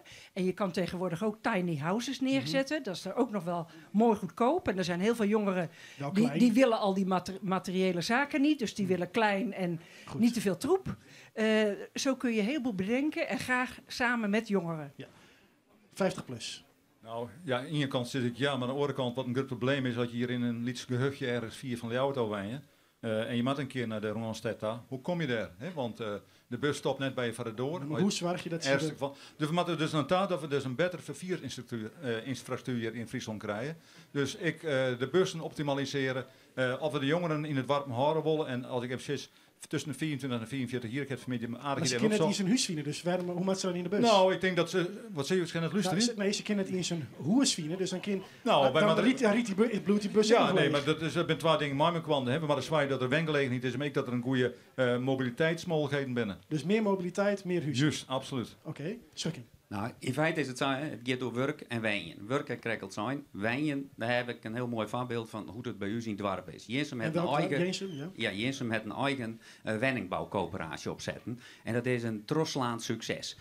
Vooral voor jonge mensen en betaalbare renten. Wat is het grote probleem echter voor oordwarpen om dat varkens te krijgen, is de financiering van dat soort lokale woningbouwcoöperaties en de regeljouwing. En beide kan de provincie mogelijk maken. Daarom zeggen wij die regeling... Je haalt al 10 miljard uitjoen voor klimaat. Maar waar komt de rest bij? Ja, en dit gaat dus ik weer over spul wat je financieren kan, omdat het waarde het waar je ermee doen. Je gooit je geld net voort. Nee. Zo je Jensum ik, die investering die dorpscoöperatie die in het, die rendeert gewoon. Het gaat alleen om garages, financiële garages vaak, en daar is de provincie, het kent dat maar heel goed. Maar net hoe ze natuurlijk die huisjes leegsteken, maar ik begrijp nee, maar natuurlijk Friesland vind ik die wil het zelf bouwen. Hè? Ja, maar natuurlijk Friesland vindt dus geen probleem om te lenen, om van u te rinnen op yield. Investeren hebben wij geen moeite mee. Goed, dat is natuurlijk naar de volgende stelling. Hoe willen jullie jongeren betrekken bij het plannen maken en besluitvorming als politici? Partij voor de Dieren. Bij alles wat er gebeurt en wat een impact heeft op jongeren, zou je ook jongeren moeten betrekken. Hoe? Door hen uit te nodigen. En als ze niet dat zal natuurlijk vooral op gemeentelijk niveau zijn, want daar wonen ze. En wij hebben binnen de provincie, de afgelopen periode, heb ik zelf ook in het begin aan meegedaan om dat op te zetten. Is dat gelukt? Een jeugdplatform met allemaal jongeren die dan bepaalde plannen beoordelen en alle stukken ervan lezen en een advies geven. En hoe ging dat? Nou, dat ging aanvankelijk goed. En toen is het toch ingezakt. Ook omdat degene die het trokken vanuit de staat, om dat extra te ondersteunen, omdat dat wegviel. En ja, en dan blijft het erbij. Dus 50 plus. Maar het is wel belangrijk. Nou, ik denk dat je dus net alleen de jongeren naar je taal lopen moet, maar die er zelf actief op uitstappen moet. En dat begint soms al aan de keukentafel thuis, maar je eigen bent. Maar voor de rest, ik denk dat ik naar jongere politici te moeten. Als ik zeg om je heen, het gros, ik ben er zelf ook een voorbeeld van, het gros Dat zit al boven de 40 of is ouder. En hadden we wat meer jongeren hier, politici. Maar waarom... Is er jonger dan 40? Ja, maar net afschreeuwen. Oké, sorry. Sorry, Zitske. Sorry. 50 plus. Ik heb het goed om uit te Nee, maar dan heb ik wel even een vraag van 50 plus. Want waarom doet überhaupt een 50 plus mij aan de verkiezings? Nou, ja. Zeg je me, goed, ik vind het fijn dat je er een vreetje, maar eigenlijk zou deze partij gewoon oerbodig wijzen moeten. Hè? Als alle orenpartijen, dus als alle orenpartijen wat meer aandacht aan de ouderen komen, hè, en dat is boven de 50 hier, de senioren en de ouderen, dat is toch de helft van de bevolking. Dus ik als knip daar jou meer goed. aan, dan zouden wij overbodig Jou wijzen. willen meer jongeren, maar eerst het regelen van de ouderen. Ja. Dus, ja. Schukking. Ja, nou, hoe haal je jongeren erbij? Jongeren zijn er al heel vaak bij, alleen vaak in dwarpsmeerschappen en in een lietsere schaalgrond. Die zoals net de provinciehoest, maar die zoals vaak wel actief zijn in dwarpen en dergelijke. En daarom zeggen wij willen wat mij het beleid, juist een soort rondte Jan, om dwarpen wat betreft invulling, uitvoering en die financiering inderdaad, zodat dat ik ken. En dan zegt Ocean, bij Sjord dat ik zit in dwarpen om ons heen. De jongere mensen binnen gewoon actief, maar hebben gewoon geen zin om hier op het preventiehoes te zitten. Juist. Nee, de jongeren daar. Veronica komt naar je toe deze zomer. Hartelijk bedankt. Alvast. We gaan naar reacties in de ziel. Amarins. Ja, hier had hij in de hoorn omheen. Vertel eens, waar ben je en hoe bereiken jou de jongeren bij de politiek? Ik ben Dirk Pool, nummer 4 van de VVD. En hoe bereiken we de jongeren? Wie hadden je OVD? Oké, nou, een jongere organisatie die alle orenpartijen... Dit is mijn naam. Goed, nou, bedankt VVD. Daarachter Johannes Kramer hier. Johannes Kramer. Net zozeer om bij deze stelling, maar ik vind, we hebben het heel erg over heeg oplaten jongeren. Maar dan ben ik jongeren die het maar de hand vertjennen moeten. Op het VMBO zitten. Die mensen die zijn net ongeschikt en die zijn juist heel erg geschikt. En nou, maar ik zo volle meer omdenken. Jammer dat ik hem daar net toe je. Ja, maar dan Hey, is dat het waren dus de dus ik vraag net vregen, inderdaad, hoe houden we de jongeren in de dwarpen? Dus dat budget betaalbare wenningbouw. Ja, maar ik werk voor die band, want de wenning is mooi. Maar als ik geen werk heb, is er nog niks aan. Dus Ja, daar mag het wel op iets zijn. Het is nou een het is nou een orenpartijen. Stop. Ons niet de microfoon. Het gaat om raakje, jongens. Blender. Nee, hoe niks wil ervan. we dat bereiken? Nou, bijvoorbeeld toch master cellenopleiding. Dat ben beter in de autobedrijven aansluiten en daar volle meer leren om, als we van de hand dat kennen, daar een goede aansluiting krijgen, opleiding krijgen. Want het is gewoon dat die mismatch tussen baan en onderwijs, die is nog te groot. Daar maken we machinaal vergeen. Ik keer de orenpartijen jerk er ik hoor. Maar daar moeten we dus echt op inzetten dat de band die het maar de hand vertjennen kennen, ik de rond te krijgen bij de bedrijven om dat vak echt te leren. En alle VWO, ik hartstikke Maar hoe doe je hem dat dan? Nou, bij mastergezelopleidingen bijvoorbeeld, dat ben je echt een stageplak krijgen en bijvoorbeeld betellen door de provincie, hebben we in de vorige coalitie, ik niet, maar Hetty Jansen natuurlijk. En het vind ik dat we het wet waren moeten om die band te helpen, om die maar de hand vertellen moeten, want die mensen tellen ik mooi, die heb ik rug op de toekomst en dan moeten we ik verzwaren. Duidelijk. Is er een oor niet wat ze wil? Ja, daar. Partij van de Arbeid. Denk ik. Geef ik van iets. Ja. Ik ben Eda Hamstra, ik ben nummer 3 van de Partij van de Arbeid.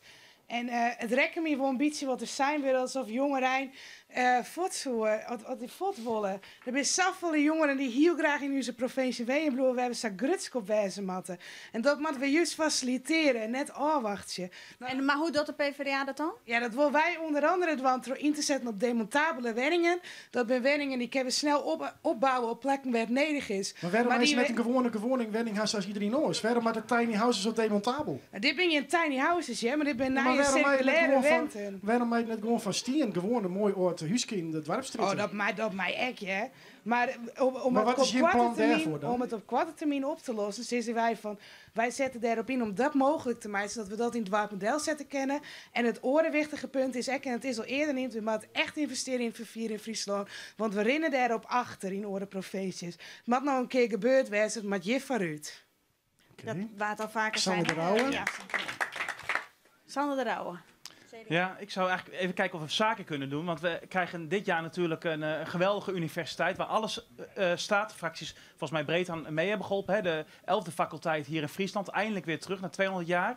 Maar we hebben ook een initiatief in de Staten gehad om Friese jongeren die daar gaan studeren een studiebeurs te geven. Hè. Studiekosten nemen heel erg toe, helaas, niet goed. Maar wat zou het nou mooi zijn als we in de volgende periode door kunnen gaan met Friese jongeren die naar de universiteit hier gaan en een studiebeurs te geven. Zijn jullie daarvoor? Kunnen we... Nee, maar Jim wordt de studie betalen van... Even ja of nee? Ja. Wij zijn volledig voor iedereen waar de studiebeurs hebben om. Voor elke student. Nou ja, dat is volle dus- wetten. Schukking. Ja, Ja of nee? Wat Sander de Rauwe hier wil is een probleem oplossen wat er zijn broeders in Den Haag zelf gecreëerd hebben. Dus wij wil graag dat Elsen hier studeren kan. Partij voor de Dieren. Is er nou ja of nee? Ik zeg ja, maar dat is nog geen garantie dat ze hier ook gaan blijven. Oké, maar goed. Dus voor mij 2 keer ja en 1 keer weet ik nog net precies.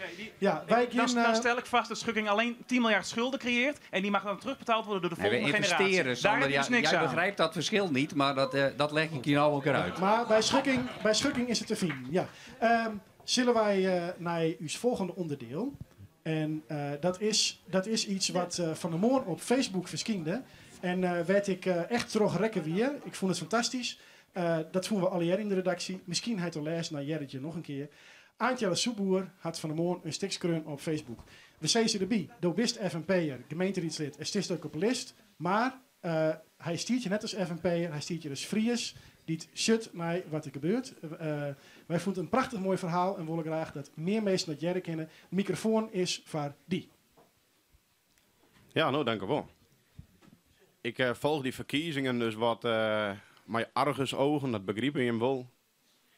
En ik vind dan eigenlijk, en ik vind het mooi dat we hier van de jongen, nou ja, relatief op niveau praten kunnen. Dat vind ik al heel mooi. Want eigenlijk vind ik een beetje dat die provinciale verkiezingen, zoals ze nou binnen, nogal gebukt gaan onder Haags gewicht. En dat vind ik, nou ja, een treurige zaak. En daarom skreun ik een kalm, want er die me wat denken aan ja, jeugdrages. Dat wij ze vroeger in knikkeren en dat soort dingen. En dit gaat dan hoe flippo's. Flippo's parje heet het eigenlijk. Ik ga als boyke altijd flippo's sparren. Roene kunststoffen kaartjes uit de chips. Dat geeft me ups en downs. Als er een nieuwe serie uitkwam, dan wie men op 1 Els en 1 voor de nieuwste flippo's had, wie rovers goed. Precies dezelfde roene kaartjes einst, maar een jusjes oren afbeelding. Op een bepaald stuit kwamen er zelfs flippo's met kartelrondjes, die dat hele idee van het roene kaartje uitdagen. Revolutionair wie dat. Lang omlet eindigen alle flippo's in een map op zolder. Wie de nijen ek oud worden en wie de aardig giet er aan. Mij of zonder kartelrondje. Alle keer hetzelfde. Ik heb wel eens mensen roepen. Ik snap net waarom je op een partij als het Forum voor Democratie stemmen zoen. Maar ik snap dat heel goed. Eerlijk is eerlijk.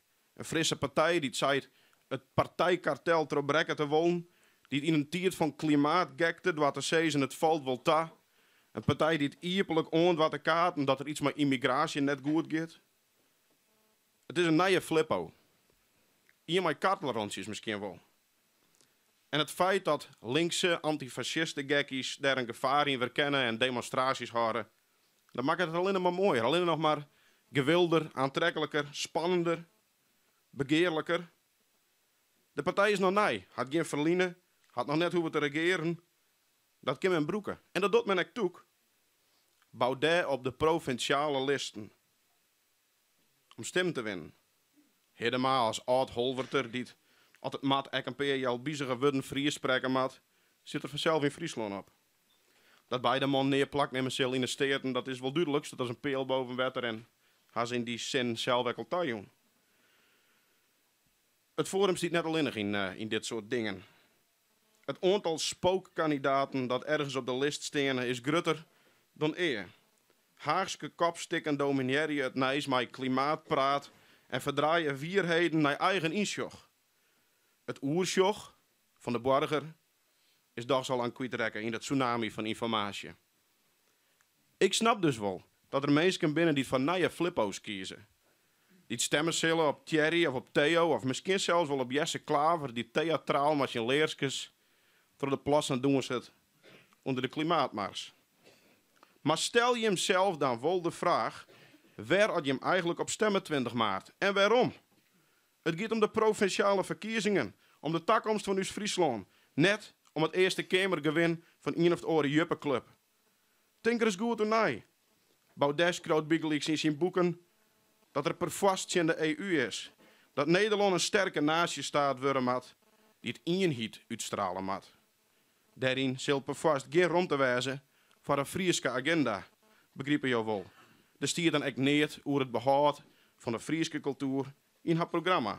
En op vragen hierover antwoordt het FVD Tiesdejoen in lawaai en drachten laconiek en ontwiekend.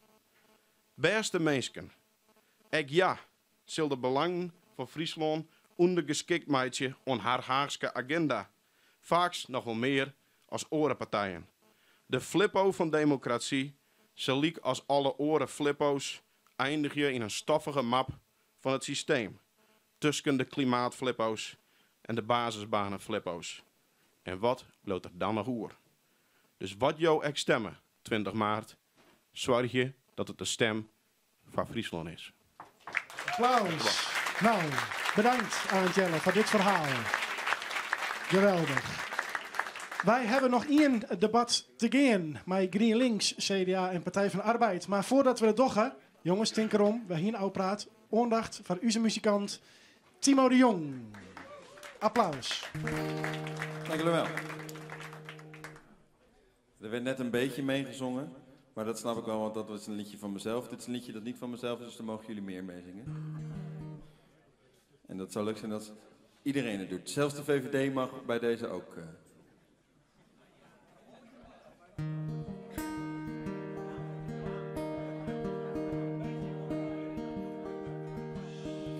I see trees of green, red roses too.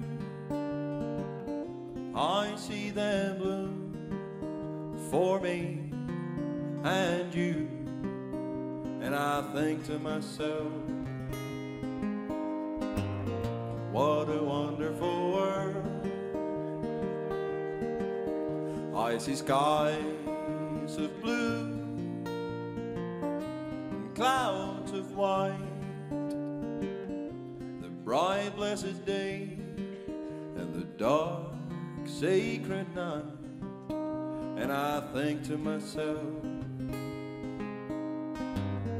what a wonderful world. The colors of the rainbow, so pretty in the sky, they're also on the faces of people passing by. I see friends shaking hands, saying, how do you do? They're really saying, I love you. I hear babies crying, I'll watch them grow. They'll learn much more than I'll ever know. And I think to myself, what a wonderful world. Yes, I think to myself, what a wonderful world.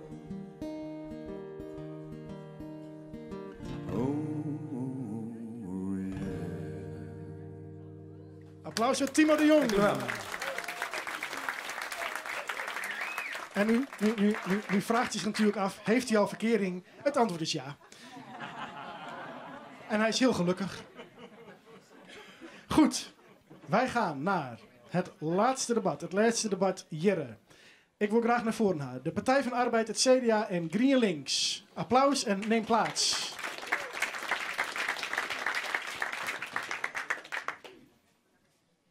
Zo. Wij gaan het over werk en economie. Ja, dat is toch waar de wereld een beetje draait. Wij gaan naar de eerste vraag, CQ stelling. Hoe krijgen we iedereen in Friesland aan het werk? GroenLinks.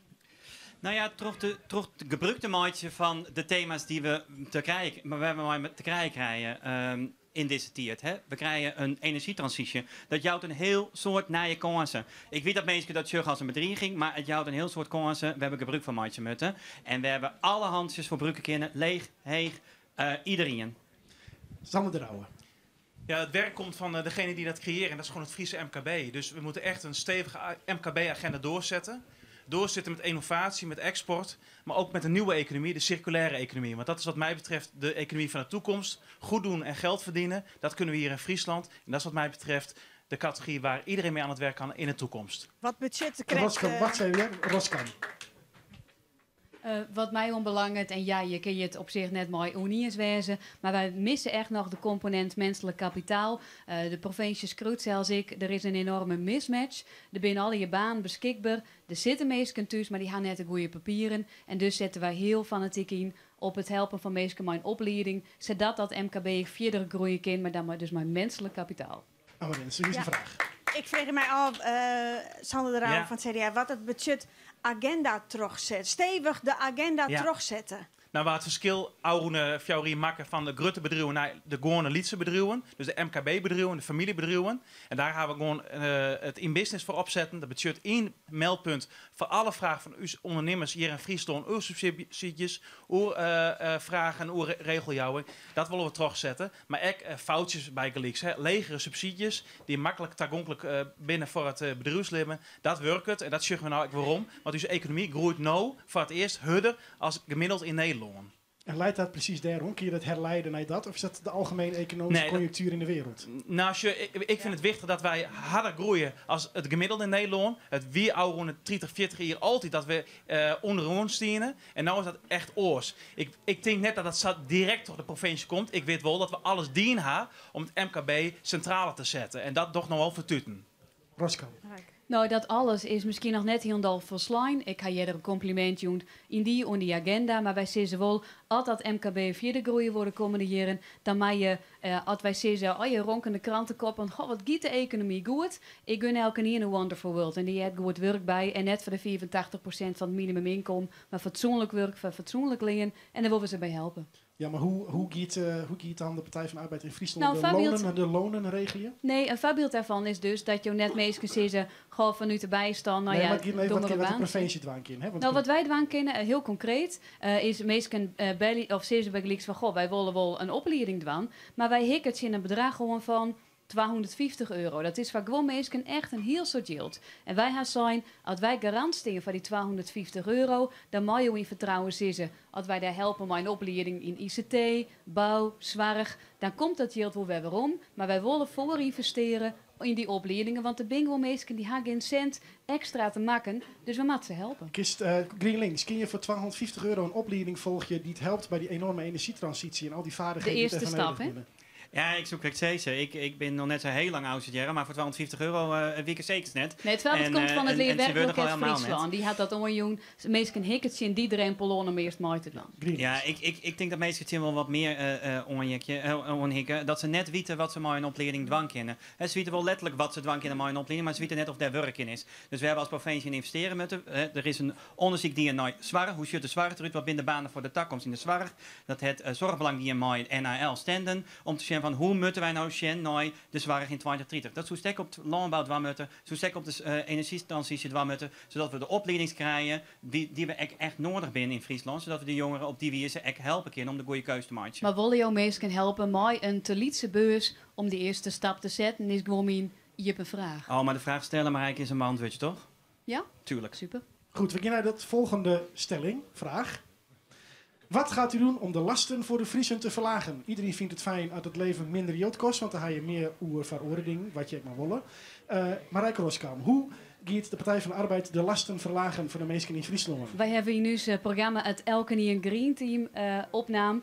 Want we vernemen van mensen dat de energierekening heel bot omheeg schengen. Wat binnen nou van mooie voorbeelden dat mensen maandelijks 10 à €15 besparen kunnen op een energierekening. Als ze bij gelijk zoals een Wiki Ljouwert zonnepaneel op de daken krijgen. Nou, wij willen dat die vergriening net alleen nog van mensen met een Tesla of een grote hypotheek is. En die het wat meer centen hebben. Maar juist de mensen die het wel willen en die stap zetten willen, die helpen we met dat Elke Green Team. Elke een keer verdworven je. Net alleen nog. Krijgt dan iedereen die het wil gratis zonnepanelen? Nee, we helpen ze met die subsidies bijvoorbeeld bij Gelijks om te verenigen. We gaan gewoon een tour door Friesland. Dat elke niet eens een kind zet stappen. Maar ik kind dus per maand. Dan kost het dus nog steeds. Dan kost het van meestal. Dan maakt ze wel eerst dat geld uit aan. Nee, want dat is ik weer. Heel vaak had het te krijgen mijn opstapbudget op meestal biscuiten om ergens te investeren.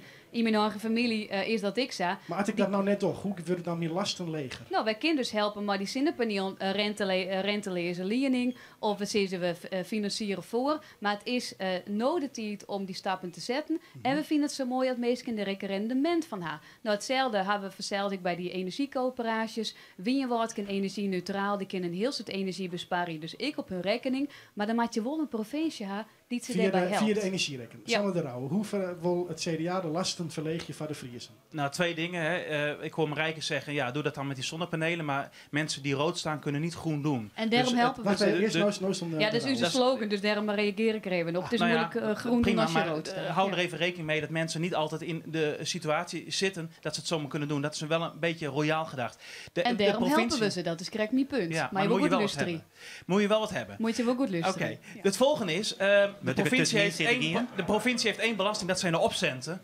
De opcenten zijn echt naar beneden gebracht de afgelopen jaren. En ik zou de PvdA echt tegemoet kunnen komen. Als we die opcenten laag houden, dan hoef je ook niet allemaal druk te stemmen met subsidies van €250 voor een bepaalde opleiding. Hou die belasting gewoon laag. Dan kunnen mensen zelf de keuze maken. Of gaan we investeren in groen, of gaan we de opleiding doen. En wat ik bij de PvdA dus wel zie, is dat zij de belasting weer willen verhogen op het oude niveau. Ja, dat betekent dat we op nummer 1 in Nederland komen te staan met de allerhoogste belastingen. Wat ze opcenten, dat is de motorrijtuigenbelasting. Die betalen ze voor de auto. Mag ik erop reageren? Zeker, ja. Ja, hartstikke mooi. Nou, we kunnen op een heel soort zaken nog bezuinigen. En dat we dan zorgen naar je economie en we zorgen naar het yield dat er over de balksmieten is. Zorgen we naar de campagne Top Dutch, €1,34 miljoen. Ja, maar dit ding, maar Giet bij de Partij van de Arbeid. Wij zitten even te zien naar de budgetten. Mijn vraag is, Giet bij de Partij van de Arbeid de motorrijtuigenbelasting omheen? Alleen nog als dat nodig is. Alleen nog als dat nodig is. Dat weet je dus nog niet. Nou, want we maken een coalitie. Dus het... Maar wat alleen nog een coalitie.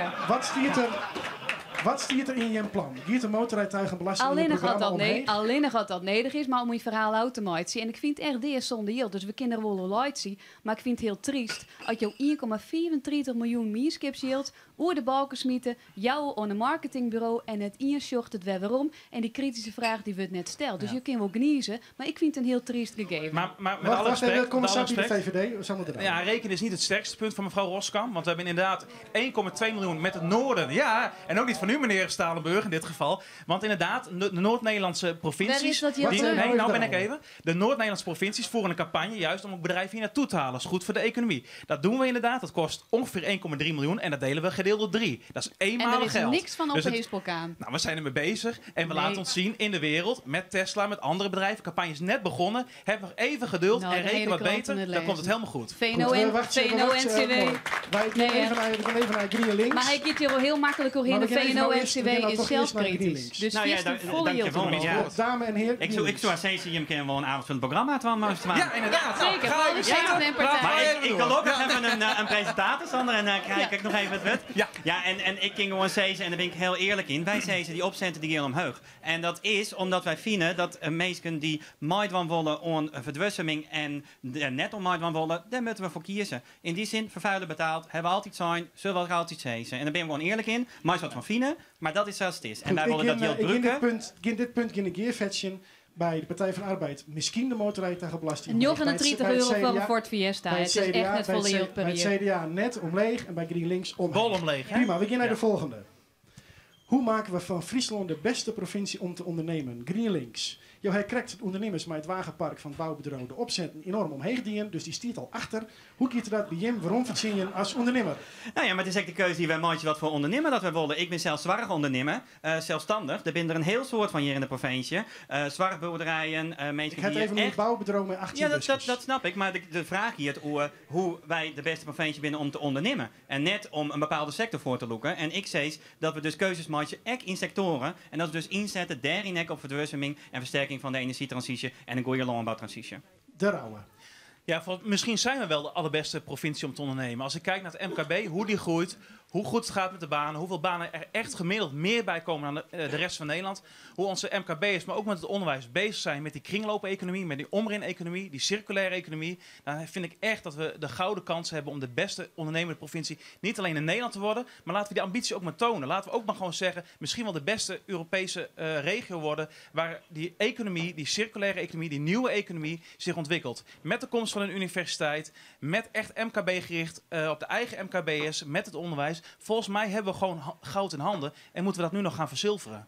Roskam. Dat goud zit thuis en dat ben die meesten dus die zitten te springen om die baan. Dus die moet je helpen om die baan ook in te vullen. Want ooit kom je tot neer en dan maar we liek als D66 erop, dan maar we zo even boeten heli. Dus dat menselijke goud zit op de bank te wachten op die opleidingen en om morgen die baan in te vullen. Om het ondernemen. Hè? Ja, precies. Maar die MKB'ers had die meesten nederig. Dus we luisteren naar haren. En sowieso om lef en ambitie te tonen. En dan vind ik het wel mooi als je zegt naar de partijen die meer op dat linkse groene zitten, dat circulaire, om daar mooi trots te gaan. En dan zeggen we, nou gelukkig in Den Haag dat men krijgt op die te draaien. We maken het om echt naar een groene en circulaire wereld te gaan. Dus ik hoop dat mensen dat net alleen geroepen voor de verkiezingen, maar dat ze werkelijk ik net neigen. Ze uit de koppen zeggen, ik neig wel eens nooit de sportskwalen, maar dat ze werkelijk mooi gaan in die ambities. Nou ben ik dus ondernemer bij een bouwbedrijf. Dan ga ik nou correct even naar Dit is wel een goede grap trouwens, Jacco de Boer. Ik neig echt wel eens naar de sportskwallen. Doe ik eerst even doorheen, maar het is een hele leuke grap. Ja, nee, zodra ik een sport zie, maak ik eerst even een CO2. Nee, maar ik heb alleen benijd. Dan heb ik dus dat bouwbedrijf en ik wil ondernemen. Ja. En dan zei de PvdA Chimie, ja, mensen die thuis zitten, ik help me om bij die aan de slag te komen. Is dat de eerste urgentie van ondernemers? Als ik de stikken van de provincie lees, en daar ging ik maar op aan, want ik lees me goed in, dan scrollen zij dus, er is een, en ik ken er net nog wat van mij, want ze scrollen het zelf, mismatch. En die mismatch wordt alleen nog maar grutter. Dus dan maak je de eigen net van sluiten. Ja, Rauw, wat is er gebeurd? Er is een mismatch. We nemen verantwoordelijkheid. Ja, die is er helaas heel lang en die zal er waarschijnlijk ook wel blijven. Er zijn inderdaad gewoon mensen die op dit moment niet voldoende geschoold zijn of gemotiveerd zijn of de juiste baan kunnen vinden. Maar ik zou tegen mevrouw Roskamp zeggen, als je er echt wat wil aan gaan doen, ga daar niet de staat in, maar ga gewoon de gemeenteraad in. En bij voorkeur in Leeuwarden, want die heeft de grootste bak met mensen die helaas nog niet mee kunnen doen. Dus de bevoegdheid voor ligt echt bij de gemeente. Laat hen het werk doen. Als wij kunnen helpen, moet het zeker doen. Just. Maar ga niet de taken overnemen van dat anderen. Ik net. Want dan gaat u niet helpen, dan gaat u voor de voeten lopen. Goed debatteren het hier, hè? Dat is wel slag. Ik vind wel dat je je verantwoordelijkheid neemt. We beginnen even naar de andere partijen in de zeel. Waar wil je wat zeggen? Natuurlijk Friesland, meneer Schukking. Ja, er zijn al je kansen in Friesland met de landbouwtransitie en energietransitie. Jo, zeggen wat over hoe krijgen we de mensen aan het werk? Ja, want er zit zoveel werk in. Dat zijn al je kansen voor ondernemers. En dan vooral ik in zaken die toekomst hebben. En juist omdat wij er 20 miljard in investeren, komt er een roeswerk vrij. Alweer een heel soort investering. Ja, wel investeren. Ik wil even naar Klaas Kielstra van dat is in totaal de 20 miljard investeren tot 2030. Dat is uw plan, Friesland 2030. En dan ben we klimaatneutraal en we hebben biodiversiteit redden. En wat doe je met de opzetten? En die opzetten die gaan ik omheen. Ja, dat klopt. Ja, nou, weten we dat. Amarens, ik ben even hier bij Klaas Kielstra van de VVD. Hoe krijgen we alle mensen aan het werk in een heel gezond ondernemersklimaat? Nou ja, wij toch het volgens mij hartstikke knap hier in Friesland, maar er zijn inderdaad mensen die op het thuis zitten. En net bij mijn wijk in, want... Nee, maar u voorziet mee in de war. Dus we moeten inderdaad Shannon over de mensen weer al het werk krijgen, daar heel veel potentieel. Het is ook de eigen verantwoordelijkheid van mensen, hè, om weer van die bank uit te komen en mij te participeren in de arbeid. Er is op dit moment in grote sectoren grote te kwatten, dus mensen moeten stimuleerd worden erin te komen. Maar ik wil vanuit een eigen verantwoordelijkheid. Er is werk genoeg op dit moment. En wij zijn wel vanuit de provincie kennen wij zorgen dat mensen vanuit de squalen sneller taalheid worden. Goed geëquipeerd voor de arbeidsmarkt. Maar ik vind dat de primaire taakje voor bij de gemeente ligt. En de motorrijtuigenbelasting bij de VVD omheeg? En wij hebben altijd de eerste partij in Friesland geweest die zei de motorrijtuigenbelasting naar beneden. Wat zei ze hem nou? Dat zeggen we altijd, dat hebben we al jaren zijn. 4 voordat het CDA dat zei. Ja, maar wat zei ze nou? Die omleeg blauw is dat het nou is. Amarens. Ja, de waard zijn de taak lijkt primair bij de gemeente. Misschien kun Jim daar dan als Provinciaal Belangenpartij wat doen? Nou, we zouden graag willen, maar primair leidt de verantwoording bij de gemeente om daar wat aan te doen. En daar heeft het ook helemaal gelijk aan. Er leidt een hele grote verantwoordelijkheid voor u. Maar ik denk, naast het MKB, dat we wel eens een beetje meer trots wijzen moeten op de grote ondernemingen die we hebben hier. En dan bedoel ik daarmee het wetter hier in Lauwert, innovatiecluster in Drachten. Dat zijn hele grote zaken die het u als Friesland op de kaart zetten kennen, waar een uitstraling komt, waar die werk uitkomt. En natuurlijk moeten we dan zorgen dat die match er komt. En mensen dus helpen. Want ik denk, die mensen die het nou nog thuis zitten, die zorg ik net bij wetseizoen het werk in. klopt, die komen net bij wedstrijds aan het werk, maar het heeft wel een uitstraling. En ik daarvan uit moeten we zorgen dat we Friesland beter bereikbaar binnen. En dat is jou niks voor zijn. Maar dat is denk ik cruciaal als wij hier in Friesland een stapmaatje willen. Dan is onder andere de lelielijn en het vervoer over water cruciaal. En we krijgen net zomaar de mix-max oplost. Terug €1250. Maar dan hebben we als gemeente een hele grote verantwoordelijkheid. En dan moeten we als gemeente mee aan de slag. Ja, we gaan nog heel even naar de D66. Ja, ik heb twee grote partijen met elkaar in discussie. Maar ik heb zo één ding eens wezen. En dat is eigenlijk dat je hem zegt dwarszaam en circulair ondernemen. Daar ben ik heel voorstander van. Maar er wordt een heel zoet op praten. En wat we net realiseren is dat voor een hoop MKB'ers het helemaal net zo makkelijk is om circulair te ondernemen. Je rent je een hele hoop aan. Dus dat meneer De Rauwe zei... Maar waarom is het net makkelijk? Waar ren je het in hoor? Omdat een ondernemer elke dag bezig is met zijn eigen bedrijf. En dan is het heel moeilijk om tier te vinden om na te denken hoe warmtepompen, hoe zonnepanelen, hoe het circulair gedoog, waardoor ik met mijn afval. Een hele hoop MKB'ers had ik gewoon geen tiert voor.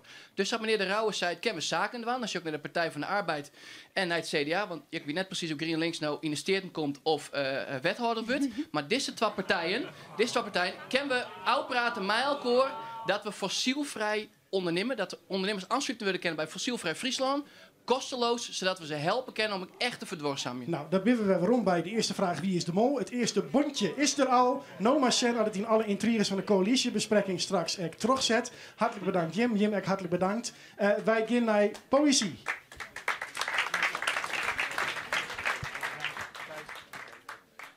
Ik moest bij de discussie of het debat over de taal, het Friestalig onderwijs, even denken aan een lied van Doer de Veeman, Bart Jan.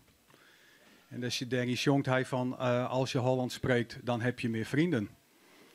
En ik denk dat het hartstikke goed is dat de politiek omdenken jouwt aan het Friestalig onderwijs. Maar ik weet niet hoe het met Jim is, maar in mijn sociale ruimte binnen vrij wat mensen die het Friestalig binnen, werd ik Fries mee praat, maar die het Hollands praat het in de band. En ik denk van altijd van onderop, want dat is ook zo'n term die ik hier ook vaker nog heb, net bad, dan kunnen we Friestalig onderwijs organiseren rond in de eeuwigheid, maar dan wordt het de museumtaal. Dus, deze hoor ik levend. Ja, ik wil dus een oproep doen aan alle Frieske borgers, praat alsjeblieft even Fries in de band, want het Hollands dat leren ze wel. En als je het kwijt bent en je beseft dat, dan is het te laat. En daar gaat dit gedicht door. Besef van gemis. Ik heb een simmerlang net wittend op een vleermoezen wachten. Ooit sammelmachtig dat ze om de oude apelbeem zo wat mij de haan vangen koest. Ik trof mij pas op een augustus joen, dat ik in ien vlak om mij voorbij soezen vielde. En dat het er maar ien wie. En nou pas. Zoals de bosroos net mij honderden bloemen door de houtwal brekt en bloeit, maar die enkelt maar mij ien blom wekker skoddet. En daar besluit een pleidooi voor wat meer compassie en voor wat minder onverschilligheid. En dat is naar aanleiding van een uitspraak van Daphne de Maurier. Reizigers zijn altijd vluchtelingen. Jammer weer dat het Forum en dat soort kornuiten hier net binnen. Dwaalgast heet het gedicht. Ik zeg er nabij sleeuwwij oer hinne. Het wielkje van een plom brutsen wiet tussen dampig vallen blad. Onder veer, het wie een veer, ziet een sneeuwle vast. Verdwaald als een moski Spanje, ongelukkig in zijn vlecht. Maar Jirsa, midden op het paad, is geen veilig plak. Onder 1000 abelje-egen wrot ik een sompige koele. Dat komt het dichtst bij thuis brengen. Dank u wel. Edwin, dankjewel. Fantastisch. Ja, meisken. We gaan iedereen zo ongeveer, we al je thema's zo, we kunnen natuurlijk heel lang goed terugpraten. Dat ken ik nog, maar het is nooit tijd om je telefoon weer te pakken. Want wij gaan je hem nog een keer de vraag stellen. Op waar zoen jouw stemmen? Is dat veroren onder het publiek? Misschien ben je in partijen al opeens opstapt. We zeggen eerst even naar hoe dat in het begin van het programma weer. Toen stiet het CDA boven oor met zo'n procent. PvdA krijgt achter mijn section. VVD, GroenLinks, D66, SP, FNP. Natuurlijk Friesland, Forum, Partij voor de Dieren, ChristenUnie, Provinciaal Belang, 50PLUS, DENK, PVV en SGP, allebei de 0%. En dan zetten we nou de kanalen weer open. En jou kunnen wij stemmen. Nou, hier het gebeuren, dames en heren. Wij stemmen je op wat is op deze joen de winnaar in deze sale. En ik ben meesken thuis, denk ik, niet er on mij doggen. Het CDA gaat nog steeds op kop. VVD op 2. PvdA weer op 2. Ja, mensen stemt terug. We rennen bijna naar de 100 mensen die te stemmen. Nou, bij 100 is het volgens mij een goede peiling. Dan gaat de Partij van de Arbeid weer. CDA leidt nog steeds op kop. Zolang het nog beweegt, zien we nog even. Spannend. Stem vooral. Je weet hoe dat mat. Log in. De SP komt er eens omheen. Die hebben misschien wat een langzamere mobiel. Dat zo kunnen. Die doen er misschien wel langer mee. Hè? Die hoeven net het nijste van het nijste.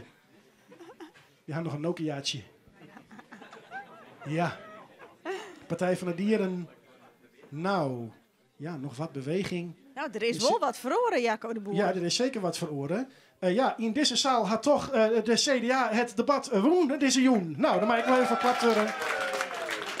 Partij van de Arbeid op 2. Lang net slecht dat je zucht naar het landelijke beeld. VVD op 3, GroenLinks. Nou, ik zou zeggen, man en vrouw. En maar in een koor in de bar zitten en regelen het even onderling. We schaffen de verkiezingen. Oh, nee hè. Hartstikke fijn dat je je west wien. Wat fijn dat het vol weer. Wat fijn dat je met je zo onkleid hebt. Want het gaat dus om het. We willen graag het meest kunnen stemmen. De democratie is het kostbaarste wat we hebben, ook op provinciaal niveau. Dus iedereen thuis, iedereen hier in de ziel, gaan alsjeblieft stemmen. Ik hoop dat het geholpen had wat mensen je verteld hebben. Orenwieken ben we er weer. Dan ben we op de uitslagenjoen in het provinciehuis. Dus dan ben we 1 keer net in Neushoorn, maar in het provinciehuis. Gewoon weer om 8 uur op de jongen. Dat bekend wordt. Werd Friesland verstemd. Geen stemmen. Bedankt crew en mensen die je geholpen hebben. Bedankt publiek. Jim, ik bedank politici voor je komst en bijdragers. Tot volgende week. Bedankt, onsen.